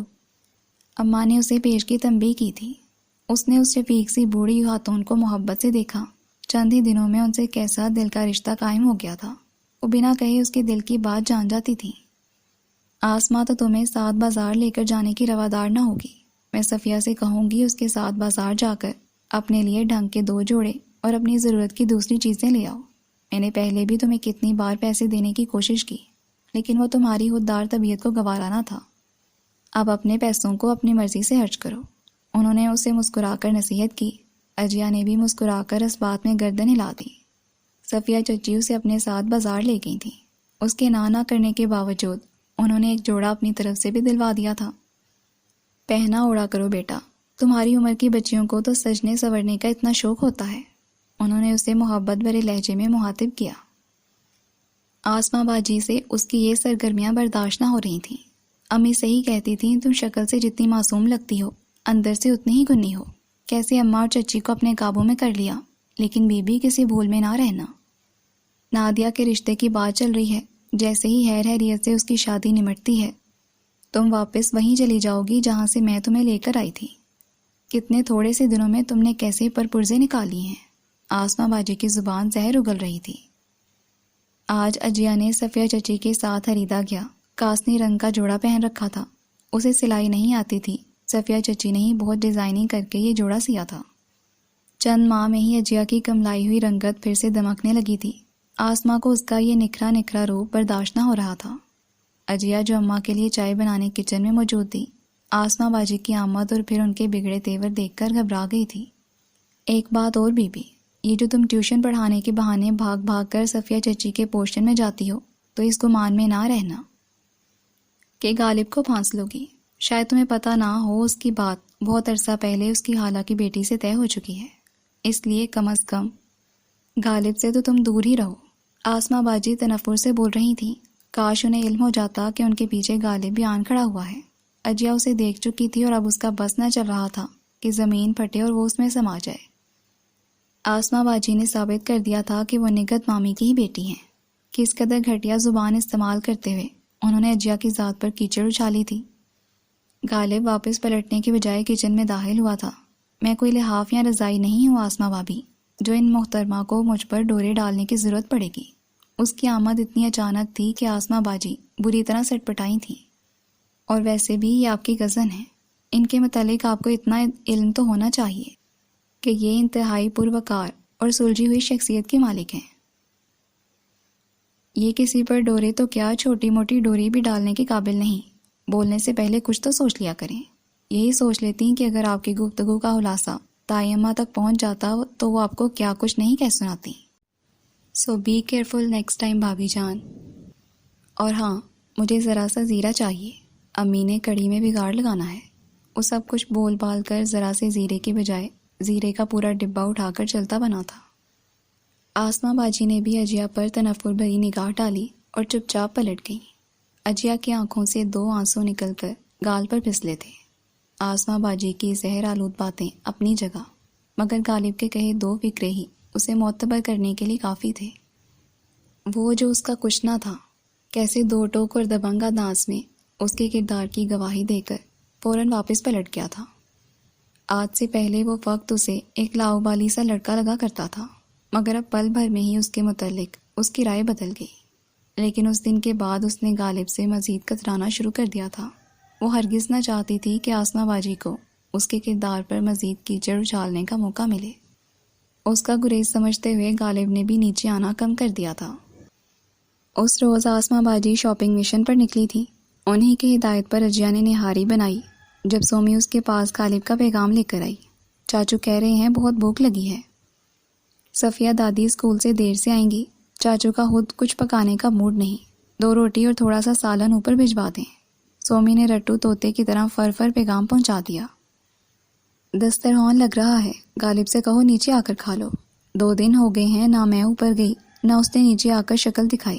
پتہ نہیں کیا مصروفیت ڈھونڈ لی اس نے۔ اماں کو لاڈلے کی 2 دن کی جدائی بھی کھل رہی تھی۔ سومی کے بلاوے کی ذرا دیر بعد وہ نیچے آ گیا۔ اجیا نے دسترخوان پر کھانا چن دیا۔ نہاری مزے کی نہیں بنی تھی۔ اسے خدشہ تھا غالب مین میں ضرور نکالے گا۔ ہوا بھی یہی، اس نے کھانا تو چپ کر کے کھا لیا لیکن پھر کہے بغیر نہ رہ پایا۔ اگر یہ واقعی نہاری تھی تو اس سے بدمزہ نہاری میں نے زندگی میں پہلے کبھی نہیں کھائی۔ اچھی بھلی بنی ہے، فضول کے نعرے مت دکھاؤ۔ اجیا کی بیچاری سی شکل دیکھ کر اماں نے غالب کو گھرکا۔ تائی اماں، تنقید کا مقصد فقط کسی کی دل آزاری نہیں ہوتا، انسان تنقید سے ہی سیکھتا ہے نا۔ یاد کریں پہلے جب میں کوکنگ کے تجربات کرتا تھا تو سب گھر والے میرے بنائے کھانوں میں کتنے مین میں نکالتے تھے، اور اب سب میرے ہاتھ کے بنے کھانے کیسے چٹھارے لے کر کھاتے ہیں۔ اس کا تفاہر آمیز لہجہ اجیا سے برداشت نہ ہوا۔ آپ کے پاس کھانا بنانے میں تجربے کرنے کی سہولت موجود تھی۔ میں جس گھر سے آئی ہوں وہاں بھی میری حیثیت فقط مددگار کی ہوتی تھی۔ کھانا پکانے کی نہ وہاں اجازت تھی نہ یہاں آسماں باجی کچھ پکانے دیتی ہیں۔ آج انہیں مجبوری تھی، سو انہوں نے آدھی پونی ترکیب بتا کر یہ ذمہ داری مجھے سونپی۔ پہلی بار میں کوئی اتنا ایکسپرٹ نہیں ہوتا۔ غالب کی تنقید اسے چبھی ہی اتنی تھی کہ عادت کے خلاف ہاتھ سے چڑے ہوئے انداز میں اسے جواب دے ڈالا۔ غالب کا مقصد پورا ہوا۔ وہ اسے کچھ بولنے پر ہی اکسانا چاہتا تھا۔ گڈ، انسان کو اپنے حق میں بولنے کا ہنر آنا چاہیے۔ اچھی کوشش ہے، اس نے اسے مسکرا کر سراہا۔ اجیا مزید کچھ بولے بنا برتن سمیٹنے لگی۔ بہت صابر بچی ہے، خود پر بیتی ظلم کی داستان سناتی نہیں۔ لیکن میں آسما کو بھی جانتی ہوں اور اپنی سمدن سے بھی بہو بھی واقف ہوں۔ بچی کس اجڑے پجڑے حال میں یہاں آئی تھی، اب ذرا سی چہرے پر رونق آئی ہے تو آسما کو یہ بھی برداشت نہیں۔ ایسے نحوت انداز میں بات کرتی ہے اجیا سے جیسے یہ اس کی زرہرید غلام ہو، کوئی خدا خوفی نہیں ہماری بہو کو۔ اجیا کے کمرے سے نکلنے کے بعد اماں نے ٹھنڈی آہ بھری۔ مان لیں تائی اماں، بہو کے انتخاب میں آپ سنگین غلطی کی مرتکب ٹھہری ہیں۔ غالب نے آسما بھابی کے لیے ان کے انتخاب کو تنقید کا نشانہ بنایا۔ کیا کریں بچے، ہم تو اس کے مرحوم باپ کی شرافت اور کردار کو دیکھ کر رشتہ مانگنے کے تھے۔ کیا خبر تھی اسلم مرحوم کی بیوی کا کیا مزاج ہے، اور بیٹیاں بھی ماں کا پرتو ہیں۔ مجھے اتنے عرصے میں بہو کی ذات سے کوئی سکھ نہیں پہنچا۔ اس بچی نے کچھ عرصے میں ہی مجھے اپنا اتنا عادی بنا لیا ہے کہ سوچتی ہوں اس کے جانے کے بعد میرا دل کیسے لگے گا۔ وہ واقعی اجیا سے بہت محبت کرنے لگی تھی۔ عین یہی خیالات میری والدہ محترمہ کے بھی ہیں۔ غالب ہنسا۔ اچھا تو یہ بتا کہ نوکری کا کیا بنا؟ میمونہ نے تیری ماں کو فون کر کر کے عاجز کر رکھا ہے۔ اماں کو خیال آیا تو اس سے پوچھ بیٹھی، اور یہ موضوع غالب کی دکھتی رکھ تھا۔ آپ کی اور ماں کی دعاؤں میں دم ہی نہیں، ورنہ جو ڈگری میرے پاس ہے اب تک تو میں بڑا افسر لگ چکا ہوتا۔ اس نے گویا سارا الزام ماں اور تائی کے کندھوں پر ڈال دیا۔ اماں اسے گھور کر رہ گئیں۔ وہ مسکرا کر ان کے کندھے دبانے لگا۔ صفیہ چچی کی طبیعت ناساز ہو گئی تھی۔ انہوں نے اسکول سے بھی 2-4 چھٹیاں لے لی تھیں۔ آسما باجی سرسری ان کا حال پوچھ کر آ گئی تھیں۔ اجیا اوپر والے پورشن میں صرف ٹیوشن پڑھانے کے وقت جاتی تھی یا جب اماں کو سہارا دے کر اوپر لے جانا ہوتا۔ اب وہ باوجود خواہش کے ان کی تیمارداری کے لیے اوپر نہ جا پا رہی تھی۔ آسما باجی کے تیوروں اور ان کی زبان سے وہ مستقل حائف رہتی تھی۔ ایسے میں اماں نے ہی بظاہر اسے ڈپٹا، لیکن سنایا آسما کو تھا۔ ایسی بھی کیا مصروفیت اور بے مروتی اجیا جو تم اوپر صفیہ کا حال تک پوچھنے کی فرصت نہ نکال پا رہی ہو؟ غالب بیچارہ مرد ذات، چلو اسے کھانا پکانا تو آتا ہے لیکن گھر کے اور بھی 100 کام ہوتے ہیں، صفائی ستھرائی، برتن، کپڑے دھونا۔ مجھے پتا ہے صفیہ کو بے ترتیبی سے کتنی الجھن ہوتی ہے۔ وہ اس بیماری میں بھی گھر کے کسی کام دھندے میں لگی ہوگی۔ جاؤ اس کا حال پوچھو اور گھر کے کام میں اس کا ہاتھ بٹاؤ۔ اماں نے اجیا کو مخاطب کیا، وہ جو ابھی آسما باجی کے دھلے کپڑوں کا گٹھرا استری کرنے کو کمر کس رہی تھی۔ اماں کے کہنے پر ہچکچا کر آسما باجی کی جانب دیکھا۔ جاؤ بھئی، مجھے کیا دیکھ رہی ہو؟ جب شاہی فرمان نازل ہو گیا تو ہم میں سرتابی کی مجال کہاں؟ جو بھی تھا وہ ساس سے دبتی تھی۔ ایک گھر ساس کے نام تھا، اور سب سے بڑھ کر نوید بھائی جو باقی ہر معاملے میں تو بیوی کے بے دام غلام تھے، لیکن جب موازنہ بیوی اور ماں کا ہوتا تو ان کا سارا وزن ماں کے پلڑے میں ہوتا۔ وجہ ناانصافی نہیں بلکہ بیوی کی فطرت سے آگاہی تھی، اور ویسے اماں آسما باجی کے کسی کام میں مداخلت کرتی بھی نہ تھیں۔ آسما گھر کے سیاہ سفید کی مالک تھیں۔ کبھی کبھار ساس کی 2-4 باتیں منہ بنا کر سن ہی لیتی۔ اب بھی ساس کے کہنے پر انہوں نے اجیا کو اوپر جانے کی اجازت مرحمت فرما دی۔ اوپر صفیہ چچی کی طبیعت خاصی خراب تھی۔ غالب ان کے لیے کھچڑی بنا رہا تھا۔ گھر کا حلیہ بھی حادثہ ابتر ہو رہا تھا، ورنہ صفیہ چچی نفاست میں اپنی مثال آپ تھیں۔ غالب اتنا ہی لاؤ بالی، لیکن عام دنوں میں وہ بیٹے کا پھیلاوا ساتھ کے ساتھ سمیٹتی رہتی تھی۔ آج ان میں اٹھنے کی ہمت تک نہ تھی۔ ان کے منع کرنے کے باوجود اجیا نے گھر کا پھیلاوا سمیٹا تھا۔ غالب کھچڑی بنا کر لایا تو اجیا کو کھچڑی کی حیت دیکھ کر ہنسی آ گئی۔ چٹپٹے کھانے بنانے کا ایکسپرٹ معمولی سی کھچڑی ٹھیک سے نہ بنا پایا تھا۔ پانی میں دال اور چاول الگ الگ تیر رہے تھے۔ آپ نے ہی کہا تھا امی کہ پتلی سی مونگ کی دال کی کھچڑی بنانا، یہ کچھ ضرورت سے زیادہ ہی پتلی ہو گئی۔ اجیا کی مسکراہٹ اس سے مفی نہ رہ پائی تھی۔ اسے کچھ کہنے کے بجائے جھنجھلا کر ماں کو ہی مخاطب کیا۔ اچھا تو ٹھیک ہے نا، میں نے تم سے کچھ کہا؟ میں کھا لوں گی یہ کھچڑی ہی۔ صفیہ چچی ممتا سے لبریز خاتون تھی۔ بیٹے پر محبت بھری نگاہ ڈال کر جواب دیا۔ اجیا کو اس لمحے شدت سے اپنی مرحوم ماں یاد آئی تھی۔ بس ذرا سی کھا لیں، میں آپ کے لیے سوپ بنا کر لاتا ہوں۔ وہ کھچڑی کے معیار سے خود غیر مطمئن تھا، سو دوبارہ کچن میں گھس گیا۔ ہر لحاظ سے ہیرا ہے میرا بیٹا، بس ایک معاملے پر اڑا ہوا ہے، اپنے معیار سے کم نوکری پر سمجھوتا نہیں کر رہا، اور من پسند نوکری مل کر نہیں دے رہی۔ اب میری بہن اپنی بیٹی کو کب تک اس کے انتظار میں بٹھائے؟ جو ٹینشن آج کل صفیہ چچی کو سب سے زیادہ ستا رہی تھی، سامنے میسر آتے ہی لفظوں کو زبان مل گئی۔ برسوں پہلے دونوں بہنوں نے زبانی کلامی بچوں کا رشتہ طے کر دیا تھا۔ اب وہ لوگ غالب کے کیریئر کی وجہ سے پریشان ہوئے بیٹھے تھے، اور یہ پریشانی مستقل صفیہ چچی کو منتقل کر رہے تھے۔ اجیا کو تو لگتا تھا ان کی طبیعت بھی ٹینشن کی وجہ سے خراب ہوئی ہے۔ 2 دکانیں کرائے پر چڑھا رکھی ہیں۔ غالب سے کہتی ہوں جب تک نوکری نہیں ملتی ایک دکان حالی کروا کر جنرل سٹور کھول کر ہی بیٹھ جائے، لیکن یہ لڑکا میری ایک نہیں سنتا۔ ان کے ہاتھ میں جتنا ذائقہ ہے صفیہ چچی، تو بجائے جنرل سٹور کے اگر یہ شامی کباب برگر ٹائپ کا کوئی فوڈ پوائنٹ کھول لیں تو وہ بھی خوب چلے گا۔ اجیا کے دماغ میں جو تجویز آئی صفیہ چچی کے گوش گزار کر دی۔ واہ کیا آئیڈیا ہے، آپ تو کریئر کاؤنسلنگ کا کام شروع کر دیں ہاتھون، خوب نام کمائیں گی۔ وہ جانے بوتل کے جن کی طرح ایک دم سے کیسے حاضر ہو جاتا تھا، اور کان بھی تو کتنے تیز تھے اس کے۔ اجیا تو بول کر پچھتائی، اگر آپ کچن سے نکل آئے ہیں تو میں کچن کا پھیلاوا سمیٹ کر برتن دھو ڈالوں۔ اس کی بات سنی انسنی کرتی اٹھتی ہوئی بولی، بہت نوازش ہوگی، برتن دھونے سے میری ویسے بھی جان جاتی ہے۔ وہ ممنون ہوا۔ اجیا کے وہم و گمان میں بھی نہ تھا کہ اس روز کی جانے والی سرسری سی بات یہ رنگ دکھائے گی۔ غالب نے واقعی برگر پوائنٹ کھولنے کی تیاری پکڑ لی۔ آپ کا مشورہ دل کو لگا، اسی پر عمل پیرا ہو رہا ہوں، نقصان ہوا تو سراسر آپ قصوروار ٹھہرائی جائیں گی۔ لے میں نے تو ویسے ہی بات برائے بات کی تھی، آپ اپنی عقل سے فیصلہ کریں۔ اجیا تو اس کی بات سن کر بری طرح بکھلا گئی تھی۔ گھر والوں نے البتہ اس کے اس اقدام کی خوب حوصلہ افزائی کی تھی۔ محنت میں کیا ہار یار، اپنا بزنس اپنا ہوتا ہے، اللہ کاروبار میں برکت ڈالے۔ نوید بھائی نے اس کی پیٹھ تھپکی، کب سے ماں ہڈیاں گھسا رہی ہے، اچھا ہے 4 پیسے کما کر ماں کے ہاتھ پر رکھو گے، اس بیچاری کو بھی سکون کا سانس ملے۔ اماں کی نیک تمنائیں اس کے ساتھ تھیں۔ غالب کے ساتھ اس کے ایک دوست نے بھی سرمایہ کاری کی تھی۔ غالب کا خیال تھا لوگ ٹپ ٹاپ دیکھ کر جگہ کا رخ کرتے ہیں، ذائقہ کے متعارف ہونے کی باری بعد میں آتی ہے۔ سوس نے سیٹ اپ پر بھی خاص توجہ دی تھی، بچے الگ پرجوش تھے۔ غالب چاچو ہم روز آپ کے پاس برگر کھانے آیا کریں گے، وہ خوشی سے اچھلتے۔ فقط اجیا تھی جو جی ہی جی میں پریشان ہو رہی تھی۔ اگر خدا نے واسطہ غالب اور اس کے دوست کا سرمایہ ڈوب جاتا تو وہ کتنی پشیمانی میں مبتلا ہوتی۔ یہ سرسری سا آئیڈیا اس کا ہی تھا نا۔ پتہ نہیں کیوں غالب کے من کو یہ آئیڈیا اس قدر بھایا کہ فوراً ہی اسے عملی جامہ پہنانے کی ٹھان لی۔ انہی دنوں نادیہ کی بات پکی ہونے کی اطلاع ملی۔ آسمہ باجی خوشی سے پھولے نہ سما رہی تھیں۔ ان کی ماں نے بیٹی کے لیے من پسند رشتہ ڈھونڈ ہی لیا تھا۔ لڑکا کچھ عرصے پہلے ہی ان کے علاقے میں دیگر 2 چھڑے لڑکوں کے ساتھ کرائے کا مکان لے کر شفٹ ہوا تھا۔ قریب کی فیکٹری میں سپروائزر تھا۔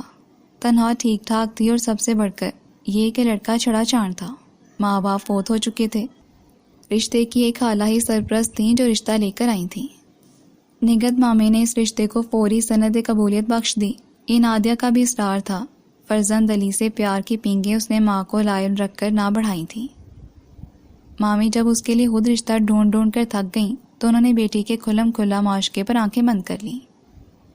دانش بھائی کی غیرت جوش کھاتی تھی، لیکن ماں کے آگے وہ بول نہ سکے تھے۔ بلاخر یہ معاملہ بخیر و خوبی انجام کو پہنچا، اور فرزند علی کا نادیہ کے لیے باضابطہ رشتہ آ گیا۔ اس نے تو جہیز تک لینے سے منع کر دیا تھا۔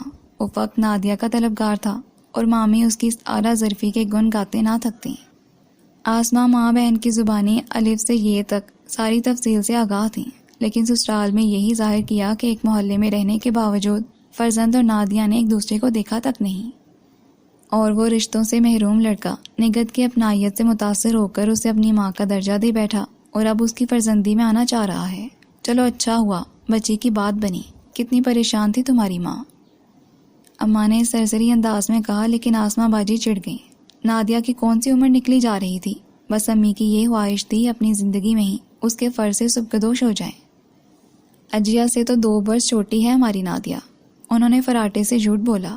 اماں زیر لب مسکرائیں، مگر ٹوکنا غیر ضروری حال کیا۔ اب مجھے تو کئی دن کے لیے میکے جانا ہوگا۔ ظاہر ہے شادی کی تیاریاں کروانی ہیں، بچوں کو اسکول سے اتنی چھٹیاں ملیں گی نہیں۔ یہاں اجیا ہے نا، گھر اور بچے سنبھال لے گی۔ شادی سے 2 دن پہلے نوید بچوں کو بھی لے آئیں گے۔ آسمہ باجی نے پورا پروگرام گوشگزار کر دیا۔ اس پروگرام میں شادی سے 2 دن پہلے بھی اجیا کو ساتھ لے جانے کا کوئی ذکر نہ تھا. اجیا کو خود وہاں جانے کی کوئی تمنا نہ تھی، لیکن اپنی ذات کی بے مائگی پر اس کا دل ضرور بھر آیا. نادیہ کی شادی نمٹ جائے پھر اجیا کو وہاں چھوڑ آؤں گی. ظاہر ہے پھر وہاں امی کا خیال رکھنے کے لیے بھی تو کسی کا ہونا ضروری ہے. ثروت بھابھی سے تو ہمیں کبھی کوئی فیض پہنچا ہی نہیں، نہ ہی آئندہ امید ہے. اور اب تو ان کے تیسرا بچہ ہونے والا ہے. ایسی حالت میں تو وہ بالکل ہی موما بن جاتی ہیں. کسی کام کو ہاتھ کہاں لگائیں گی؟ سب کچھ مجھے ہی دیکھنا ہوگا. آسمہ خود ہی خود بول رہی تھی. میکے جا کر کام کرنے کی ٹینشن ابھی سے سر پر سوار تھی، لیکن ماں کی ہدایت تھی کہ اجیا کا منحوس وجود نادیہ کی شادی کے بعد ہی وہاں گوارا ہوگا. پھر یہاں کی ذمہ داری بھی تو اجیا کے سپرد کر کے ہی آسمہ نے میکے کی راہ لینی تھی. سو ہدایات کا پلندہ اجیا کو تھما کر وہ میکے چلی گئیں. نادیہ کی بدسلوکیوں کے باوجود اجیا کو اس سے دلی پرہاش نہ تھی. اس کی شادی کا سن کر ایک طرح سے اجیا کو خوشی ہوئی تھی، لیکن یہ تصور کہ نادیہ کی شادی کے بعد اسے پھر سے نکت مامی کے پاس جا کر رہنا پڑے گا اس کے لیے سہانے رخ تھا. اس گھر کے مہربان مکینوں کے ساتھ زندگی گزارنے کے بعد مامی کے تیور، ان کی زبان اور ان کا وہ سلوک کیسے سہ پائے گی؟ اس سے تو اچھا تھا وہ آسمہ باجی کے ساتھ یہاں آتی ہی نہ. یہاں آ کر پتہ چلا تھا کہ زندگی فقط شب و روز کی گنتی پوری کر کے زندگی کے اختتام کے انتظار کا نام نہیں، بلکہ زندگی جینے کے لیے ہوتی ہے. زندگی کا یہ رخ دیکھنے کے بعد وہاں واپس پلٹنا کتنا مشکل کام تھا. اور پھر ایک اور مشکل نازل ہو گئی. غالب کی کوئٹہ والی خالہ نے غالب سے اپنی بیٹی کی نسبت ختم کر دی تھی. اس بار جواز غالب کی بے روزگاری نہیں بلکہ اس کا ذریعہ معاش بنا تھا. غالب کا فوڈ پوائنٹ چند ہی دنوں میں خوب چل نکلا تھا، لیکن خالہ کے شوہر بڑے سرکاری افسر تھے. انہیں یہ گوارا نہ ہوا کہ ان کا ہونے والا داماد برگر بن کباب بیچ کر روزی روٹی کمائے. صفیہ چچی کو بہن بہنوئی کے فیصلے پر شدید دھچکا لگا تھا. ان کی اداسی دیکھ کر اجیا جی ہی جی میں شرمندہ ہو رہی تھی. اس کے ایک سرسری سے مشورے کو سنجیدگی سے لے کر ہی غالب نے یہ سلسلہ شروع کیا تھا. اللہ نے کام میں برکت ڈالی تو گھر بھر کے ساتھ جی ہی جی میں اجیا بھی خوش تھی. کیا خبر تھی یہ مشورہ اس بیچارے کی نسبت ٹوٹنے کا ہی سبب بن جائے گا. میری منگنی ٹوٹنے کے بالواسطہ ذمہ دار آپ بھی ہیں خاتون. اب بتائیے ہر جانے کے طور پر آپ سے کیا طلب کروں؟ جو بات اس کے دل میں تھی وہ ایک روز غالب کے لبوں سے سن کر وہ مزید شرمندہ ہو گئی. میں نے تو نگہت چچی سے بات برائے بات کی تھی. آپ کو کس نے کہا تھا کہ اس مشورے کو عملی جامہ پہنائیں؟ جو ہوا اس میں میرا کوئی قصور نہیں. اجیا نے ہکلاتے ہوئے اپنی صفائی پیش کرنا چاہی. نقصان کی تلافی تو بہر صورت آپ کو ہی کرنی پڑے گی. اسے دھمکا کر چلا گیا. اجیا نے خشک ہونٹوں پر زبان پھیری. اللہ جانے وہ کیسی تلافی کا ذکر کر رہا تھا. ویسے تو اسے دیکھ کر لگتا نہ تھا کہ اسے اس منگنی کے ٹوٹنے کا خاص افسوس ہے. آج کل تو ضرورت سے زیادہ ہنسوڑ ہو رہا تھا. ماں کو بھی صدمے سے اس نے خود ہی نکالا. ٹوٹنے کی چیز تھی، ٹوٹ گئی. یار امی، اگر شادی ہو جاتی اور ہمارے 2-4 بچے ہو جاتے پھر تو آپ کا فکر مند ہونا بنتا تھا. اور آپ کے ان کلف لگے بہنوئی کے ساتھ میرا گزارا ویسے بھی مشکل سے ہی ہونا تھا. نہ میری اور شازمہ کی کوئی جذباتی وابستگی تھی. یہ ہٹلر حالوں نے کبھی مجھے اس سے بات تک کرنے کا موقع تو دیا نہیں. اب جہاں اس کا نصیب ہوگا شادی ہو جائے گی، اور جہاں میری چاہت ہوگی وہاں میرا نصیب جڑ جائے گا انشاءاللہ. اس نے مسکراتی آنکھوں کے ساتھ ماں کو مخاطب کیا. صفیہ چچی نے اس کے جملے پر غور کیا. اس کی آنکھوں کی چمک ملاحظہ کی، پھر اسے کان سے پکڑ کر اپنے قریب کھینچا. ماں بیٹے کی راز و نیاز کی گفتگو اختتام کو پہنچی تو اب وہی چمک صفیہ چچی کی آنکھوں میں اتر آئی تھی. آپا کا ہاتھ پکڑ کر اوپر لیا غالب. نیچے تو ڈھنگ سے بات بھی نہ ہو پائے گی. ان کے اتاولے پن پر غالب ہنسا. دھیرج ماں دھیرج. آپ کے آپا کو اوپر لانے کی بجائے میں شام کو آپ کے ساتھ خود نیچے چل پڑوں گا. اجیا تو اس وقت ویسے بھی بچے پڑھانے اوپر آئی ہوتی ہے. آپ کھل کر بات کر لیجیے گا. کون سا گھر میں آسمہ بھابی ہیں؟ اس نے ماں کو مخاطب کیا. صفیہ چچی نے مسکراتے ہوئے اس بات میں گردن ہلا دی. اور جب یہ بات اجیا پر کھلی تھی تو وہ ہکا بکا رہ گئی. اصول کے مطابق رشتہ مانگنے تو ہمیں تمہاری مامی کے پاس ہی جانا پڑے گا، لیکن صفیہ کی خواہش ہے پہلے تم سے تمہاری مرضی پوچھ لی جائے. تم پر کوئی جبر نہیں ہے میری بچی. سوچ سمجھ کر جواب دینا. بس یہ ذہن میں رکھنا کہ یہ میری، صفیہ کی اور سب سے بڑھ کر غالب کی خواہش ہے. اماں نے اسے محبت بھرے انداز میں مخاطب کیا. اجیا کی آنکھیں آنسوؤں سے بھر گئیں. اس نے بے ساختہ نفی میں گردن ہلا دی. ستم ظریفی سے اس کے پہلے 2 رشتے بھی انہی الفاظ کے رد و بدل کے ساتھ آئے تھے. فرحان کی ماں نے بھی بیٹے کی پسندیدگی کا ذکر کر کے رشتہ ڈالا تھا۔ سمیع اللہ کی ماں کے کہنے کا مطلب بھی یہی نکلتا تھا، اور اب غالب آسماں باجی کا کہا درست ثابت ہو جاتا۔ اس نے اس گھر میں آ کر غالب پر ڈورے ڈال کر اسے پھنسا ہی لیا۔ جب فرحان سے فقط دروازے پر 1 منٹ کے ٹاکرے کی بنیاد پر اس کی ذات اس الزام کی زد میں آئی تھی کہ اس نے منٹوں میں لڑکے سے بات بڑھا لی تھی، اور وہ سمیع اللہ جس کی دکان کے آگے سے گزر کر وہ کالج جایا کرتی، اور اس کے رشتے کی پاداش میں نگہت مامی نے اسے کالج سے ہی اٹھا لیا، تو اس گھر میں تو وہ کتنے مہینوں سے رہ رہی تھی۔ وہ کس کو اپنی بے گناہی کا یقین دلائے گی کہ غالب سے اس کا کوئی افیئر نہیں چل رہا؟ اتنے بہت سے مہینوں میں وہ تو فقط چند بار ہی اسے ہم کلام ہوئی ہے، لیکن آسماں باجی اس رشتے کو بنیاد بنا کر کیسے الزام نہ جڑ دیں گی اس کی ذات پر، اور وہ نگہت مامی، ان کی غلیظ زبان، رقیق الزام اجیا میں ہرگز ہمت نہ تھی کہ وہ اپنی ذات پر مزید کیچڑ اچالے جانے کو برداشت کرے۔ اس نے اماں سے کہہ دیا کہ اس قصے کو دوبارہ مت چھیڑیں، اور آسماں باجی کی واپسی پر بھی انہیں اس بات کی بھنک نہ لگنے دیں کہ صفیہ چچی نے ایسی کسی خواہش کا اظہار کیا تھا۔ دنیا والوں کے ڈر سے کفران نعمت کی مرتکب مت ہو میری بچی، تیری زندگی میں جتنی محرومیاں ہیں غالب سب کا مداوع کر دے گا۔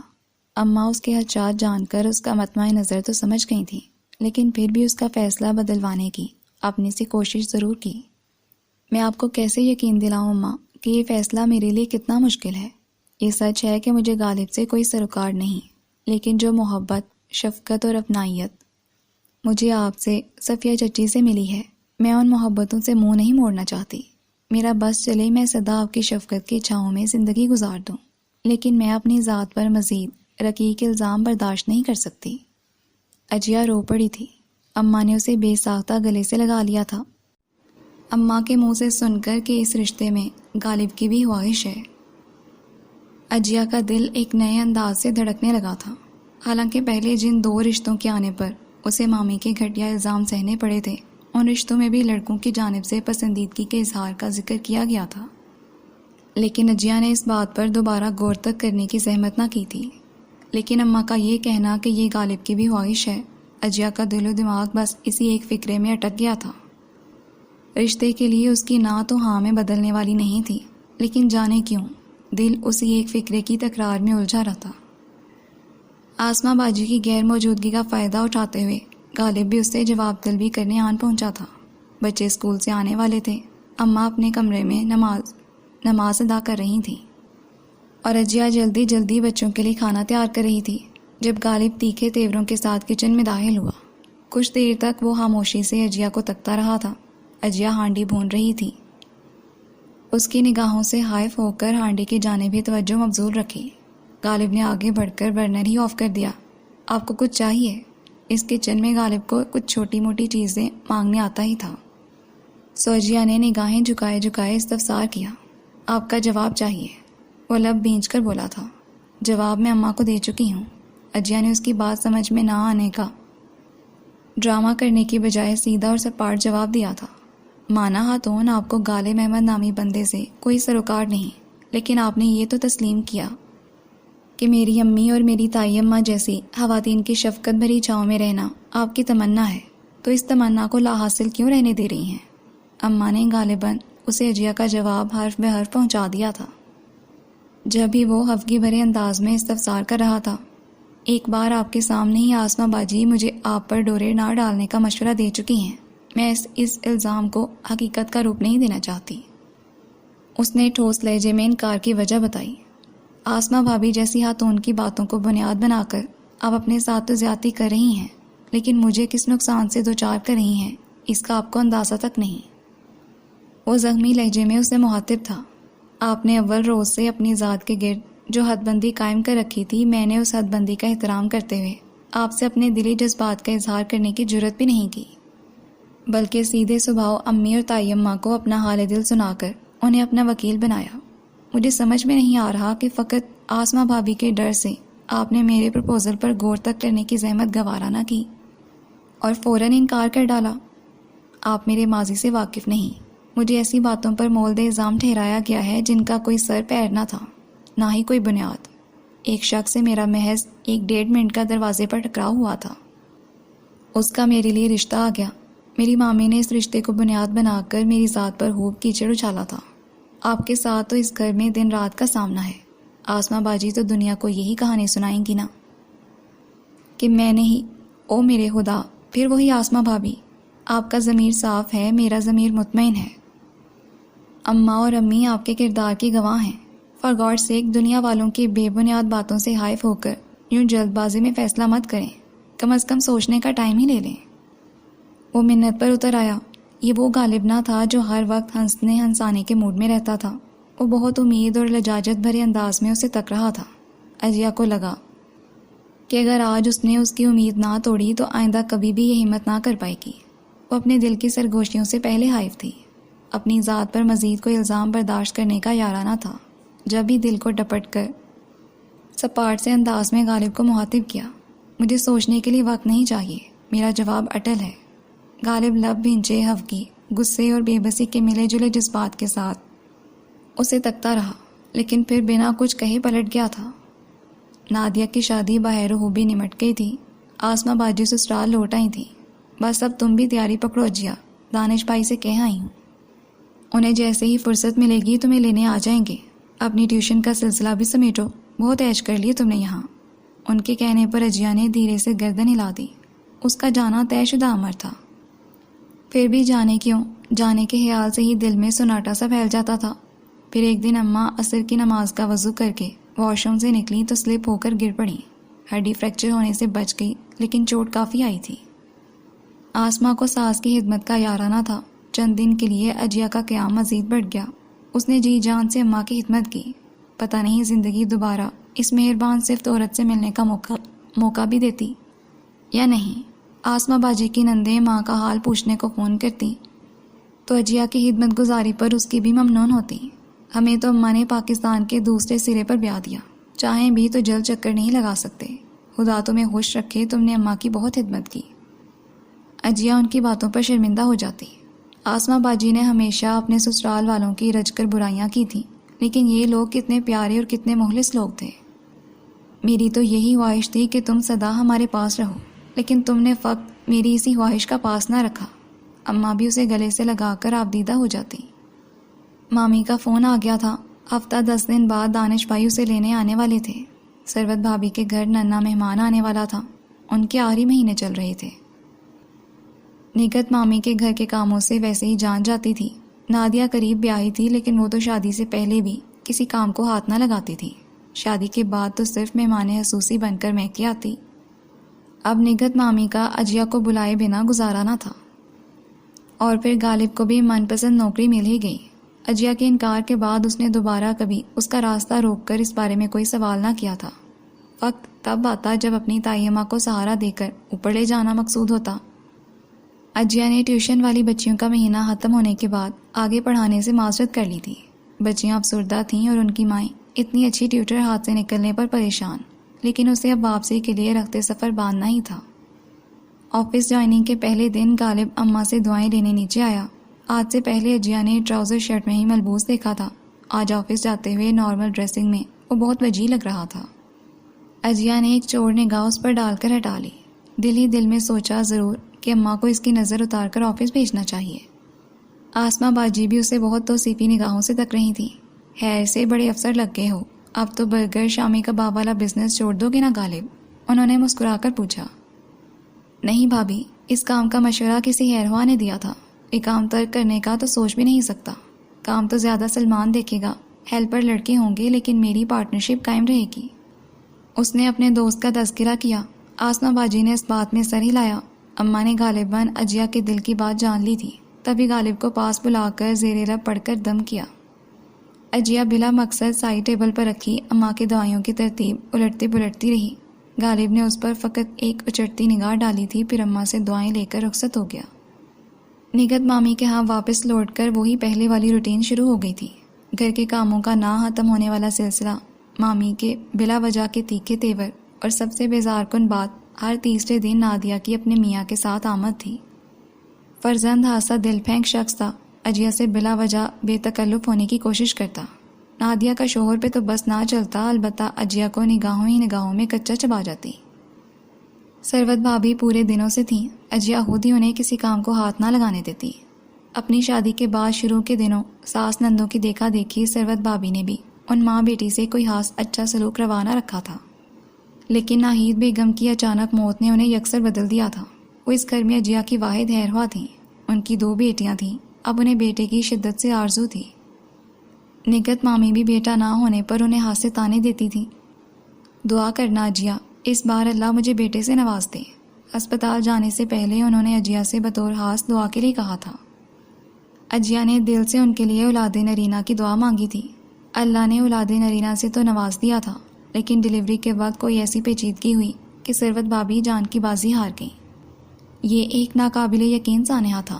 محلے کا یہ ہسپتال جہاں کسی تجربہ کار لیڈی ڈاکٹر کا انتظام تو نہ تھا، لیکن جس میڈ وائف نے یہ کلینک نما ہسپتال قائم کر رکھا تھا وہ خود کو ڈاکٹر صاحبہ ہی کہلواتی تھی، اور بلا مبالغہ محلے کا ہر بچہ اسی کے ہاتھوں دنیا میں آیا تھا۔ نگت مامی نے ہسپتال میں خاصا ہنگامہ مچایا، لیکن بہرکیف انہیں حقیقت تسلیم کرنی پڑی۔ ان کی بہو انہیں پوتے کا تحفہ دے کر دنیا سے رخصت ہو گئی تھی۔ ثروت بھابھی کے جنازے پر مامی اور ان کی بیٹیاں پچھاڑے مار مار کر روئیں۔ اجیا کی آنکھوں سے بھی مسلسل آنسو روا تھے۔ اسے یقین ہی نہ آ رہا تھا کہ ایک جیتا جاگتا شخص یوں اچانک بھی منو مٹی تلے جا سوتا ہے۔ ثروت بھابھی کے میکے والوں کا بھی غم سے برا حال تھا۔ دانش بھائی الگ ہوش و حواس سے بیگانہ تھے۔ وہ ننھا وجود جس نے ابھی دنیا میں آنکھ کھولی تھی، اسے علم ہی نہ تھا کہ وہ پیدا ہوتے ہی کیا چیز کھو بیٹھا ہے۔ اجیا نے ثروت بھابھی کی دونوں ڈری سہمی بچیوں کو حوصلہ دلاسا دے کر ان کا دھیان بٹایا تو ننھے وجود کو بھی اپنے سینے سے چمٹائے رکھا۔ ان بچوں کی شکل دیکھ دیکھ کر اسے ثروت بھابھی کا خیال آتا اور وہ بہت مشکل سے اپنے آنسو ضبط کرتی۔ مامی ہر آئے گئے سے مل کر رونے میں تو پیش تھی، لیکن ماں کی ممتا سے محروم بچوں کا انہیں کوئی خیال نہ تھا۔ بچے اب اجیا ہی کی ذمہ داری بن گئے تھے۔ حالانکہ آسمہ باجی بھی میکے میں موجود تھی اور نادیہ بھی سارا دن میکے میں ہی گزارتی، لیکن بھتیجیوں اور ننھے بھتیجے کا خیال رکھنا انہوں نے اجیا ہی کی ڈیوٹی جان رکھی تھی۔ ہاں ثروت بھابھی کی ماں بہنیں آتیں تو اپنی بیٹی کی نشانی سینے سے چمٹائے رکھتیں۔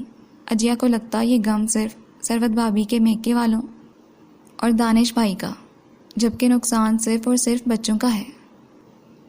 نگت مامی کے گھرانے پر ٹوٹنے والی یہ واحد قیامت نہ تھی۔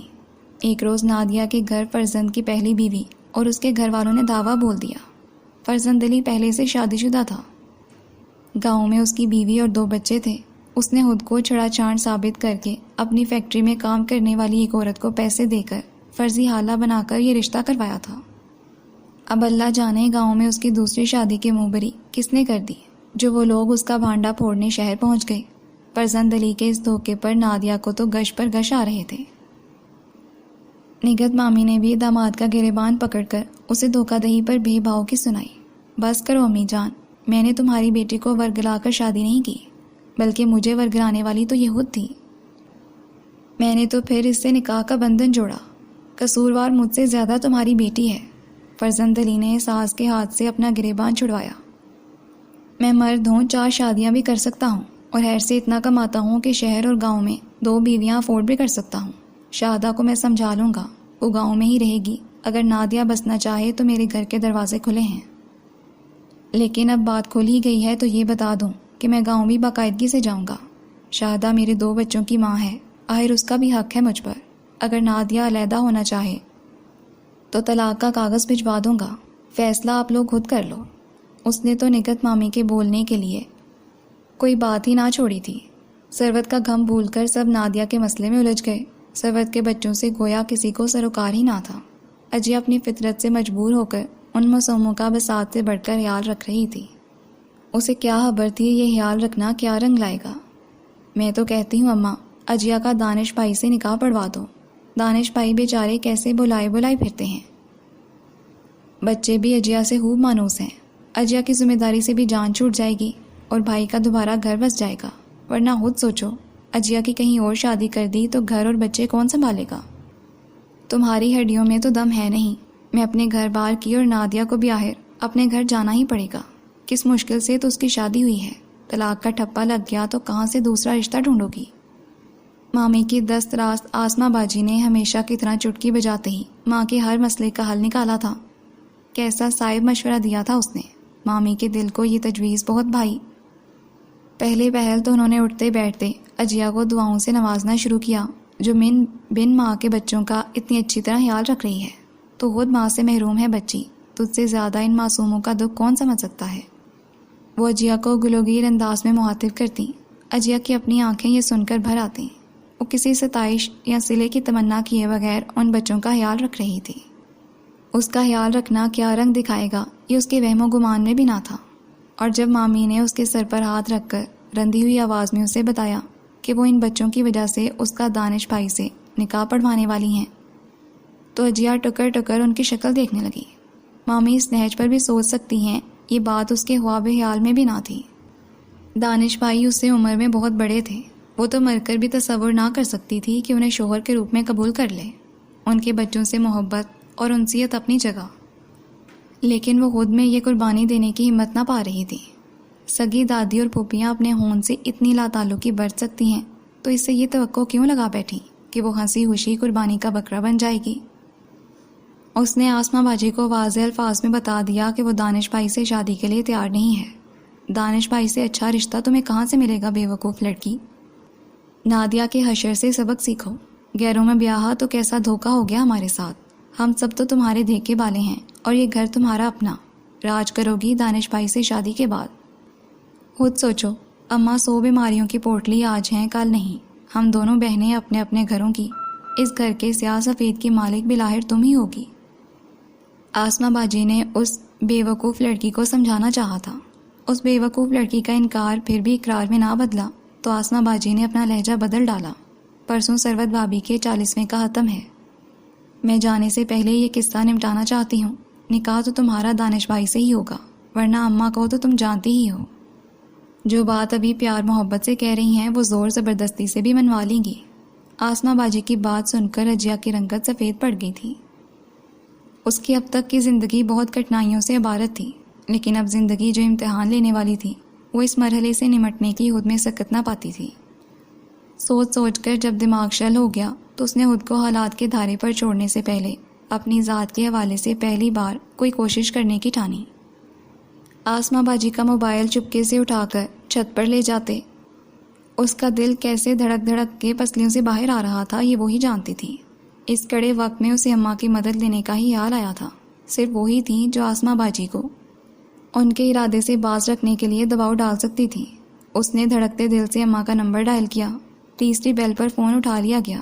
جی آسمہ بھابھی، تائیمہ واش روم میں ہیں، جیسے ہی آتی ہیں میں آپ کی بات کرواتا ہوں۔ دوسری طرف غالب تھا۔ اجیا کے دل نے ایک دھڑکن مس کی۔ میں اجیا بول رہی ہوں، وہ دھیرے سے بولی۔ دوسری طرف ایک لمحے کو خاموشی چھا گئی۔ جی فرمائیے، اگر اماں سے کام ہے تو آپ کو انتظار کرنا پڑے گا، کچھ دیر بعد کال کر لیجیے گا، وہ سنجیدگی سے بولا تھا۔ نہیں پلیز کال مت کاٹیے گا، وہ بے ساختہ بولی۔ میرے پاس فون کی سہولت نہیں ہے، میں آسمہ باجی کے فون سے چھپ کر اماں کو کال کرنے اوپر چھت پر آئی ہوں۔ آپ پلیز اماں کو میرا پیغام پہنچا دیجئے کہ گھر والے میرا نکاح زبردستی دانش بھائی سے کرنے والے ہیں۔ اگر اماں آسمہ بھابھی پر دباؤ ڈال کر یہ نکاح رکوا سکیں تو۔ اس سے آگے کا جملہ مکمل نہ ہو پایا تھا۔ بے بسی کے احساس سے آنسو ٹپکنے لگے تھے۔ دوسری طرف سے غالب نے کچھ دیر تو اس کے بولنے کا انتظار کیا، پھر کچھ کہے بنا کال ڈسکنیکٹ کر دی تھی۔ اجیا ہتھیلیوں سے آنکھیں رگڑتی دوپٹے میں موبائل چھپائے واپس نیچے آ گئی تھی۔ اپنی اس احمقانہ کوشش پر ایک اذیت بھری مسکراہٹ اس کے لبوں پر کھیلنے لگی تھی۔ بھلا اس گھر کے مکینوں پر اماں کا کیا حکم چلنا تھا؟ وہ آسمہ باجی کی ساس تھیں تو آسمہ باجی اپنے گھر کی حد تک تو ان کی بات ماننے کی پابند تھی۔ یہاں اپنے میکے کے معاملے میں وہ اماں کو دخل در معقولات کی اجازت کیوں کر دیتی؟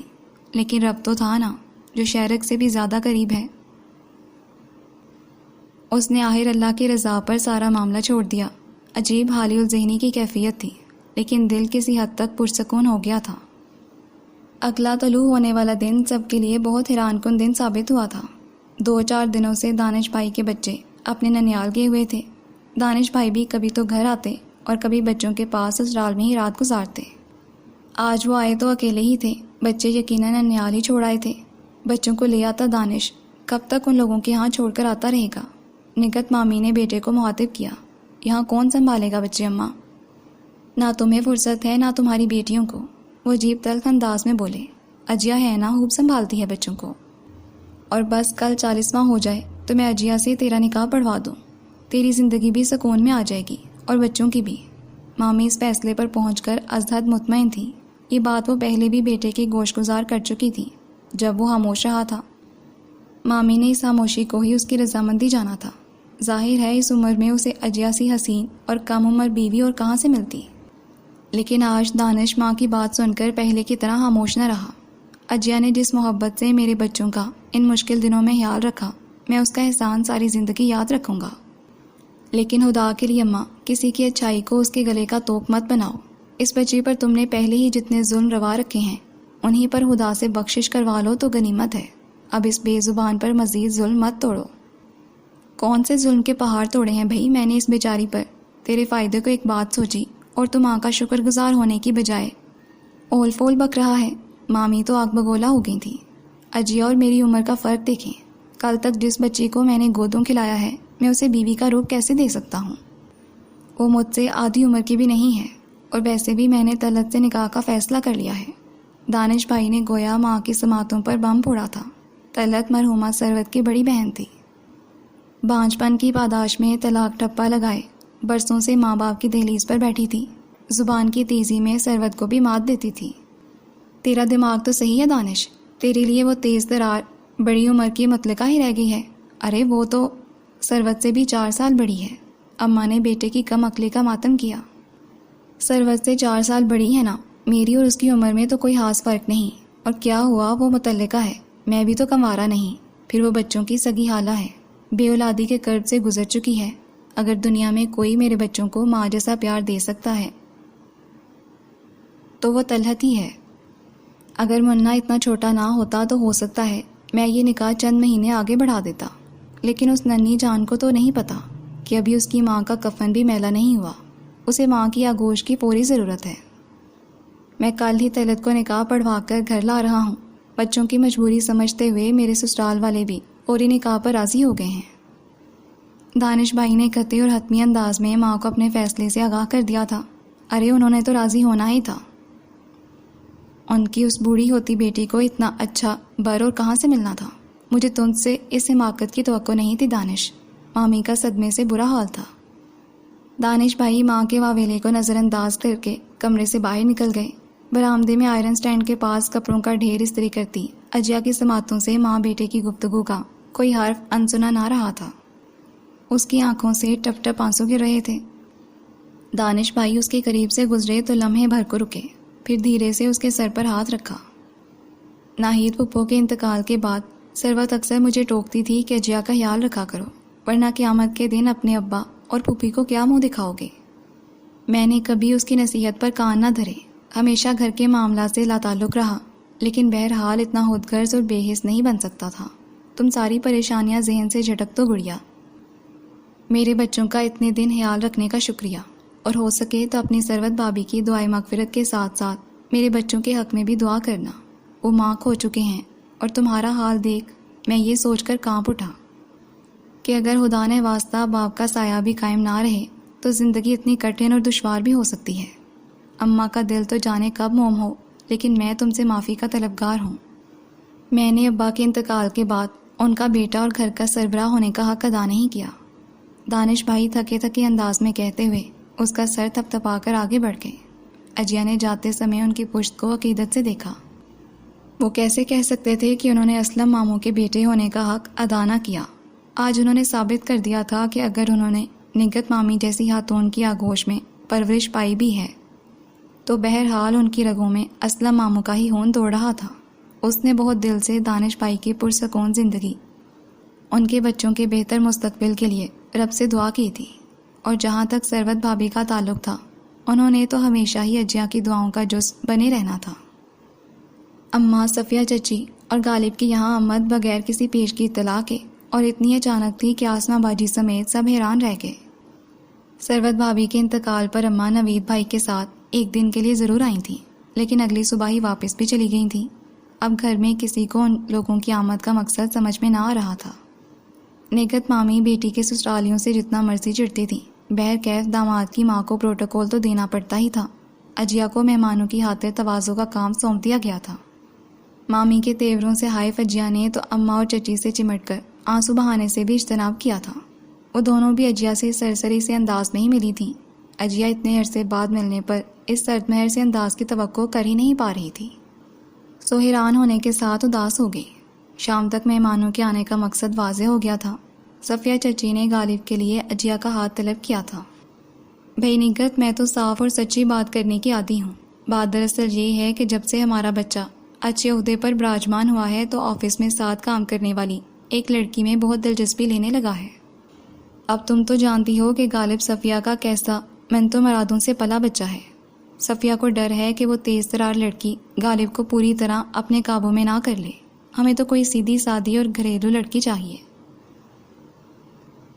صفیہ کو اس لحاظ سے اجیا بہت بھلی لگتی ہے، کہتی ہے بہو ایسی ہو جو خدمت بھی کرے اور گھر بھی سنبھالے۔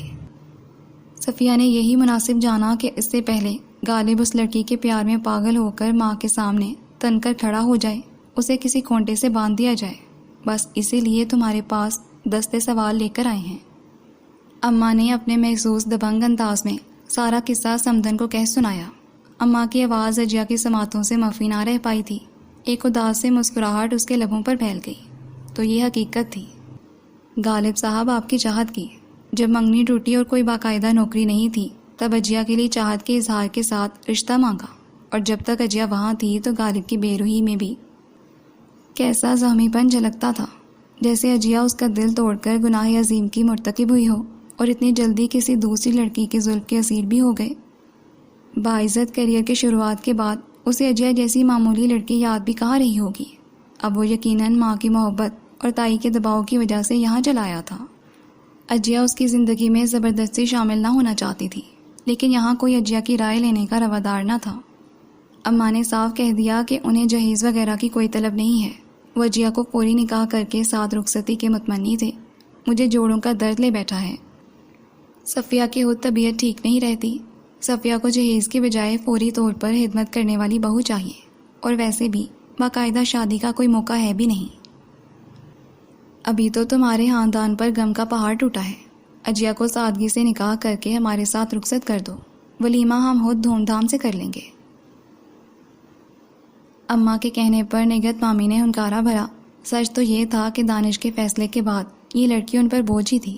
اس کی کہیں بھی شادی کرتے تو دنیا دکھاوے کو کچھ دے دلا کر ہی رخصت کرنا پڑتا۔ اجیا کی مرحومہ ماں کا زیور وہ خاموشی سے نادیہ کو چڑھا چکی تھیں۔ 2 کپڑوں میں کون لڑکی کو رخصت کروا کر لے جاتا؟ انہوں نے سر سے بلا اتارنا ہی مناسب جانا اور اماں کو نکاح کے لیے رضامندی دے دی۔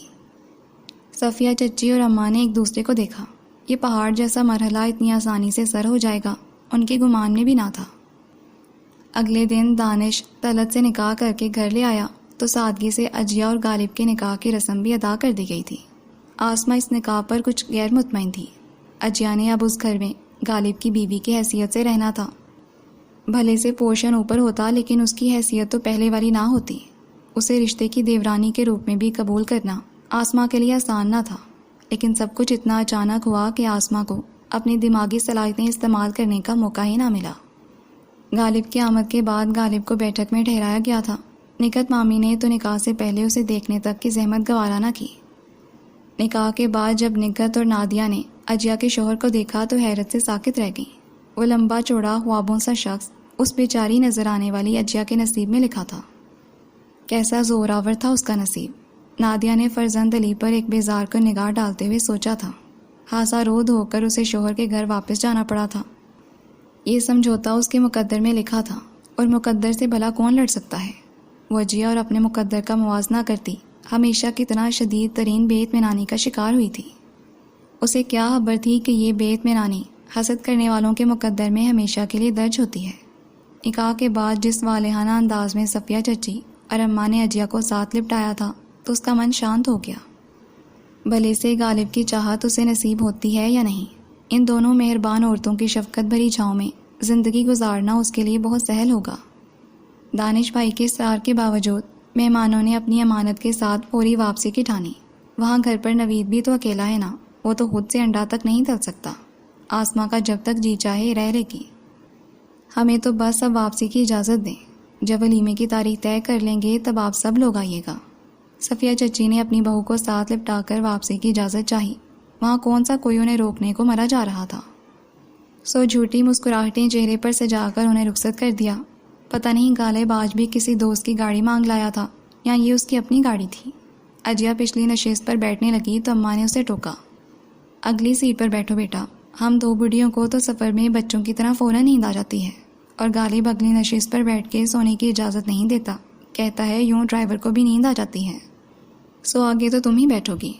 اماں کے ٹوکنے پر وہ چپ چاپ اگلا دروازہ کھول کر بیٹھ گئی۔ کچھ عرصے میں ہی غالب میں کتنی تبدیلی آ گئی تھی، کہیں سے نہ لگ رہا تھا یہ پہلے والا غالب ہے، یہ تو کوئی اور ہی سنجیدہ اور بردبار سا شخص تھا۔ گاڑی میں صرف اماں اور چچی تھیں جو مختلف موضوعات پر اظہار خیال کر رہی تھیں۔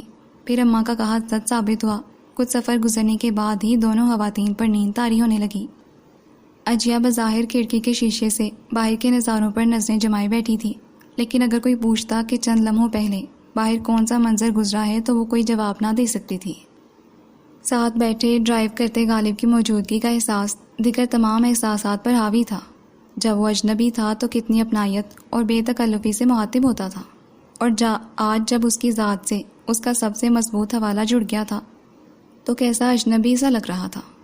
آپ باہر کے نظاروں پر تو یوں نگاہیں جمائی بیٹھی ہیں جیسے ہم شمالی علاقہ جات کی حسین وادیوں سے گزر رہے ہوں۔ بائی دا وے بتانا پسند کریں گی کہ اس بے ہنگم ٹریفک والے روڈ پر آپ کی دلچسپی کا کیا سامان ہے جو نگاہیں وہاں سے ہٹنے کا نام ہی نہیں لے رہی؟ ایک وقفے کے بعد غالب نے ہی خاموشی توڑی تھی۔ اجیا نے ذرا کی ذرا نگاہیں ترچھی کر کے اسے دیکھا۔ چند لمحوں تک وہ خاموش رہی تھی۔ غالب کے سوال کا یقیناً اس کے پاس کوئی جواب نہ تھا، لیکن غالب کے لیے اس کے پاس ایک سوال ضرور تھا، اور وہ جی کڑا کر کے سوال پوچھے بنا نہ رہ پائی۔ جب آپ کسی اور کو پسند کرنے لگے تھے تو اماں اور چچی کے کہنے پر یہ رشتہ کیوں جوڑا؟ غالب کے لبوں پر مسکراہٹ دوڑ گئی۔ وہ کب سے اسی سوال کا منتظر تھا۔ کیا کرتا، مجبوری تھی۔ آپ تو جانتی ہیں خاتون، میں اپنی ماں اور تائی کا کتنا فرما بردار ہوں۔ مسکراہٹ چھپاتے ہوئے اس نے بہت مظلوموں والا انداز اختیار کیا۔ اگر آپ اپنی آفس کولیگ کو پسند کرنے لگے تھے تو آپ کو اپنی پسند صفیہ چچی سے منوانی چاہیے تھی۔ مجھ سے رشتہ جوڑنے کی کیا ضرورت تھی؟ اجیا کی آواز بھر آ گئی تھی اور آنکھیں ڈبڈبانے لگی تھیں۔ ان آنکھوں میں آنسو ہی تو غالب کی کمزوری تھے، سو اسے مزید ستانے کا ارادہ ترک کر دیا۔ آپ کو کیسے یقین دلاؤں خاتون کہ آپ ہی میری پہلی اور آخری چاہت ہیں؟ میں نے پہلے بھی میری چاہت کو اس لیے درہور اطلاع نہ جانا تھا کہ اس سے آپ کی نیک نامی پر حرف آتا تھا۔ آپ کو آسما بھابی کی انہی باتوں سے ڈر لگتا تھا نا کہ وہ یہ رشتہ ہونے پر آپ کو تانا دیں گی۔ فقط آپ کو بے بنیاد الزام سے بچانے کی خاطر میں تائی اماں اور امی کو یہ بطور خاص سمجھا بجھا کر لایا تھا کہ وہ یوں ظاہر کریں جیسے میں کسی اور لڑکی کے چکر میں ہوں، اور صرف ماؤں کے مجبور کرنے پر اس رشتے پر راضی ہوا ہوں۔ غالب نے تفصیلی وضاحت دے کر اس کے دل میں گڑی پھانس نکال دی تھی۔ اس وضاحت کے بعد اجیا کے پاس واقعی بولنے کو کچھ نہ بچا تھا۔ دل یکدم مطمئن اور شاد ہو گیا تھا۔ مجھے نہیں پتا محبت کس بلا کا نام ہے، میں بس یہ چاہتا ہوں، یہ جانتا ہوں کہ پہلی ملاقات سے لے کر آج تک مجھے آپ کی آنکھوں میں آنسو برداشت نہیں ہوتے، اور جب کبھی قسمت سے میں آپ کو مسکراتا دیکھ لوں تو وہ مسکراہٹ مجھے سارا دن شاد رکھتی ہے۔ اگر اسی کا نام محبت ہے تو میں روز اول سے آپ کی محبت میں مبتلا ہوں۔ اب یقین نہ کرنا یا کرنا آپ کی اپنی ثوابدید پر ہے خاتون۔ وہ بہت سنجیدگی بھرے لہجے میں اظہار محبت بھی کر بیٹھا تھا۔ یہ آپ مجھے ہمیشہ خاتون کہہ کر کیوں مخاطب کرتے ہیں؟ اجیا کو اس کی باتوں کا کوئی جواب نہ سوجا تو الگ ہی موضوع چھیڑا۔ یہ سچ تھا کہ اسے غالب کے منہ سے اپنے لیے محترمہ یا خاتون کے الفاظ کبھی بھلے نہ لگتے تھے، لیکن آج سے پہلے وہ اسے ٹوکنے کی مجاز نہ تھی۔ اب ان کے بیچ جڑے رشتے نے اتنی ہمت تو بخش دی کہ وہ دل میں کب سے کلبلاتا شکوہ زبان پر لے آئی۔ ویسے تو اب آپ آفیشلی میری خاتون بن گئی ہیں، لیکن اگر یہ لفظ آپ کے کانوں کو بھلا نہیں لگتا تو کچھ اور سوچ لیتے ہیں۔ وہ چند لمحے خاموشی اختیار کر کے جیسے واقعی اس معاملے پر سوچ بچار کرنے لگا۔ جان زیادہ مناسب رہے گا یا جانے تمنا؟ ذرا سی گردن ترچھی کر کے وہ بہت سنجیدگی بھرے لہجے میں اس کی رائے جاننا چاہ رہا تھا۔ اجیا کی ہتھیلیوں میں تو پسینہ آنا لازمی امر تھا۔ اس نے بوکھلا کر پھر کھڑکی کی طرف نگاہیں جمائیں۔ اس بوکھلاہٹ پر غالب فدا ہی ہو گیا۔ ایک غلط فہمی اور دور کر دو جان، آپ تو وہاں سے مجھے صاف انکار کر کے چلتی بنی تھی۔ میں نے اس انکار کو تب بھی تسلیم نہ کیا تھا. مجھے مناسب وقت کا انتظار تھا. ہاں، شکوہ فقط اس بات کا ہے کہ آپ نے میری محبت کو کبھی اعتبار کے قابل ہی نہ جانا. جب مشکل وقت پڑا تب بھی مجھے پکارنے کے بجائے تائی اماں کی ہی مدد چاہی. وہ تو اتفاق سے میں لائن پر تھا. آپ کا فون سن کر میری جان سولی پر لٹک گئی تھی. فوری طور پر تائی اماں اور امی کو معاملے سے آگاہ کیا. اپنے زرخیز ذہن سے ترکیب لڑائی اور شکر ہے خدا کا کہ سب کچھ میری پلاننگ کے مطابق ہو گیا. اب فقط ایک آرزو ہے کہ چاہت کا چھوٹا موٹا اقرار میں بھی آپ کے لبوں سے سن لوں. توبہ، یہ تو وہی غالب تھا. باتوں میں اس سے کون جیتتا؟ پھر باتیں بھی اس قسم کی. اجیا کا چہرہ لال گلابی اور کانوں کی لوئیں سرخ ہو گئیں. مجھے بھی بہت نیند آ رہی ہے. اگر میری آنکھ لگ گئی تو کوئی خطرے والی بات تو نہیں؟ اس نے بوکھلا کر موضوع بدلا تھا. ظاہر ہے جب تک میں ڈرائیو کر رہا ہوں آپ کو کیا خطرہ؟ پیچھے دونوں خواتین محو استراحت ہیں. بندہ ناچیز وقت ہاتھ پکڑنے کی جرت ہی کر سکتا ہے. غالب نے شرارتی انداز میں ایک ہاتھ سے اس کا گود میں رکھا ہاتھ تھام کر دبایا. اجیا نے گھبرا کر پیچھے دیکھا، پھر اس کی گرفت سے ہاتھ چھڑوانے کی کوشش کی. غالب نے مسکرا کر گرفت چھوڑ دی. اجیا کے حسان بحال ہوئے. شادی کے بعد تمہیں پہلی فرصت میں مجھ سے کھانا بنانا سیکھنا ہوگا. اب تجربے کرنے کے لیے تمہارا اپنا کچن ہوگا تو اب تم بدمزہ کھانا بنانے کے لیے کوئی توجہ پیش نہ کر سکو گی. اجیا کی گھبراہٹ دیکھ کر غالب نے اسے مزید ستانا مناسب نہ جانا اور مسکرا کر موضوع ہی بدل دیا. جتنا مرضی سیکھ لوں لیکن آپ جیسا ذائقہ میرے ہاتھ میں نہیں آ سکتا. اجیا نے اعتراف میں آڑ نہ سمجھا. بے فکر رہو، سب کچھ سکھا دوں گا، محبت کرنا بھی اور کھانا بنانا بھی. وہ اسے محبت سے دیکھتے ہوئے مسکرایا تھا. اجیا نے ان لمحوں کی خوبصورتی کو دل سے محسوس کیا. مرحومہ ماں اس پل شدت سے یاد آئی. مرنے سے پہلے انہوں نے اجیا کو رب کی رحمت سے مایوس نہ ہونے کی تلقین کے ساتھ اس کے شادمان مستقبل کی دعا بھی دی تھی. پیچھے والی نشستوں پر براجمان دو شفیق ترین ہستیاں اور ساتھ بیٹھا اس کا شریک سفر. ماں کی دعا کی قبولیت نہیں تو اور کیا تھا؟ اس کا رواں رواں رب کی اس بے پایاں عنایت پر اس کا شکر گزار ہو رہا تھا. تمہاری آنکھیں بتا رہی ہیں کہ تم کئی راتوں سے سو نہیں پائی ہو. میرے مذاق کو سیریس مت لو. پلیز ریلیکس کرو. سونا چاہتی ہو تو سو جاؤ. میری اور میری ڈرائیونگ کی ٹینشن مت لو. غالب کو اس کامنی سے وجود کی تھکن کا احساس تھا، سو اس بار محبت بھرے نرم لہجے میں اسے مخاطب کیا. اجیا نے دھیرے سے مسکرا کر نفی میں گردن ہلائی. اظہار صرف شوہر کا فرض اور بیوی کا حق نہیں ہوتا. غالب اب غیر نہیں تھا اس کا شریک سفر، اس کا محرم دل و جاں تھا. اس کا حق تھا کہ وہ بھی محبوب کے دل کی حقائق جان پاتا. سو فطری شرم اور گھبراہٹ پر بہت مشکل سے قابو پا کر اس نے دھیرے سے غالب کو بتانا ضروری سمجھا تھا. آپ کا ساتھ اور یہ سفر میری زندگی کا خوبصورت ترین وقت ہے اور میں سو کر ان حسین لمحوں کو کھونا نہیں چاہتی. غالب تو یہ شرمگی سا اعتراف سن کر خوشی اور حیرت سے گنگ رہ گیا. میں اگر خوشی کے مارے حواس کو بیٹھا اور یہ گاڑی ڈگمگائی تو ذمہ دار آپ ہوں گی خاتون. پھر وہی خاتون. اجیا کی حفگی بجا تھی. اب اگر دونوں کان بھی پکڑ لیے پھر تو ایکسیڈنٹ یقینی. وہ ہنسا تھا. غالب بچے کتنا سفر ہے کیا؟ اسی لمحے اماں نے گنودگی بھری آواز میں استفسار کیا. سو جائیں تائی اماں، ابھی بہت سفر باقی ہے. غالب نے انہیں آگاہ کیا. بس نیند کا ایک جھٹکا لگنا تھا، لگ گیا. اب کہاں دوبارہ سو پاؤں گی. وہ ذرا چوکس ہو کر اٹھ بیٹھی تھی. شکر ہے تائی اماں آپ 2 منٹ بعد جاگی ہیں، ورنہ میں اس وقت خود کو روئے زمین کا خوش قسمت ترین بندہ تصور نہ کر رہا ہوتا. وہ ہنستے ہوئے بولا. اجیا نے گڑبڑا کر اسے دیکھا. تائی کا لاڈلا جانے کیا کچھ مزید گوش گزار کر ڈالے. کیوں، کیا ہوا تھا 2 منٹ پہلے؟ انہوں نے اچنبھے کے عالم میں دریافت کیا. ایک محظوظ مسکراہٹ غالب کے لبوں پر پھیلی. اس نے شرارت سے اجیا کی بوکھلائی شکل ملاحظہ کی. 2 منٹ پہلے آپ کی بہو نے مجھ سے زندگی کی پہلی فرمائش کی ہے. کہتی ہے بہت پیاس لگی ہے، کہیں گاڑی روک کر جوس ہی پلا دیں. اس نے مسکرا کر تائی کو آگاہ کیا تو اجیا کی رکی سانس بحال ہوئی. ہاں تو ٹھیک کہہ رہی ہے بچی، تمہیں خود سے کچھ خیال آیا نہیں؟ کہیں گاڑی روک کر کچھ کھلاؤ پلاؤ اسے، ابھی تو بہت سفر باقی ہے. انہوں نے اجیا کی حمایت کی کہ غالب نے شوق مسکراتی نگاہوں سے اجیا کو دیکھا. اس کے چہرے پر جھیمپی جھیمپی بڑی دلکش مسکراہٹ پھیلی تھی. جس محبت اور مان سے غالب نے اسے اپنی زندگی کا حصہ بنایا تھا، وہ اس محبت بھرے ساتھ پر مطمئن اور مسرور تو تھی ہی، ساتھ ہی اپنے رب کی بے پناہ شکر گزار بھی تھی.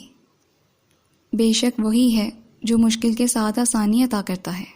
اجیا نے دل کی گہرائیوں سے ایک بار پھر اپنے پالنہار کا شکریہ ادا کیا تھا۔ جی لسنرز، یہ ناول تو کمپلیٹ ہو گیا ہے۔ نیکسٹ کسی نئے ناول کے ساتھ جلدی ملاقات ہوگی۔ اللہ حافظ۔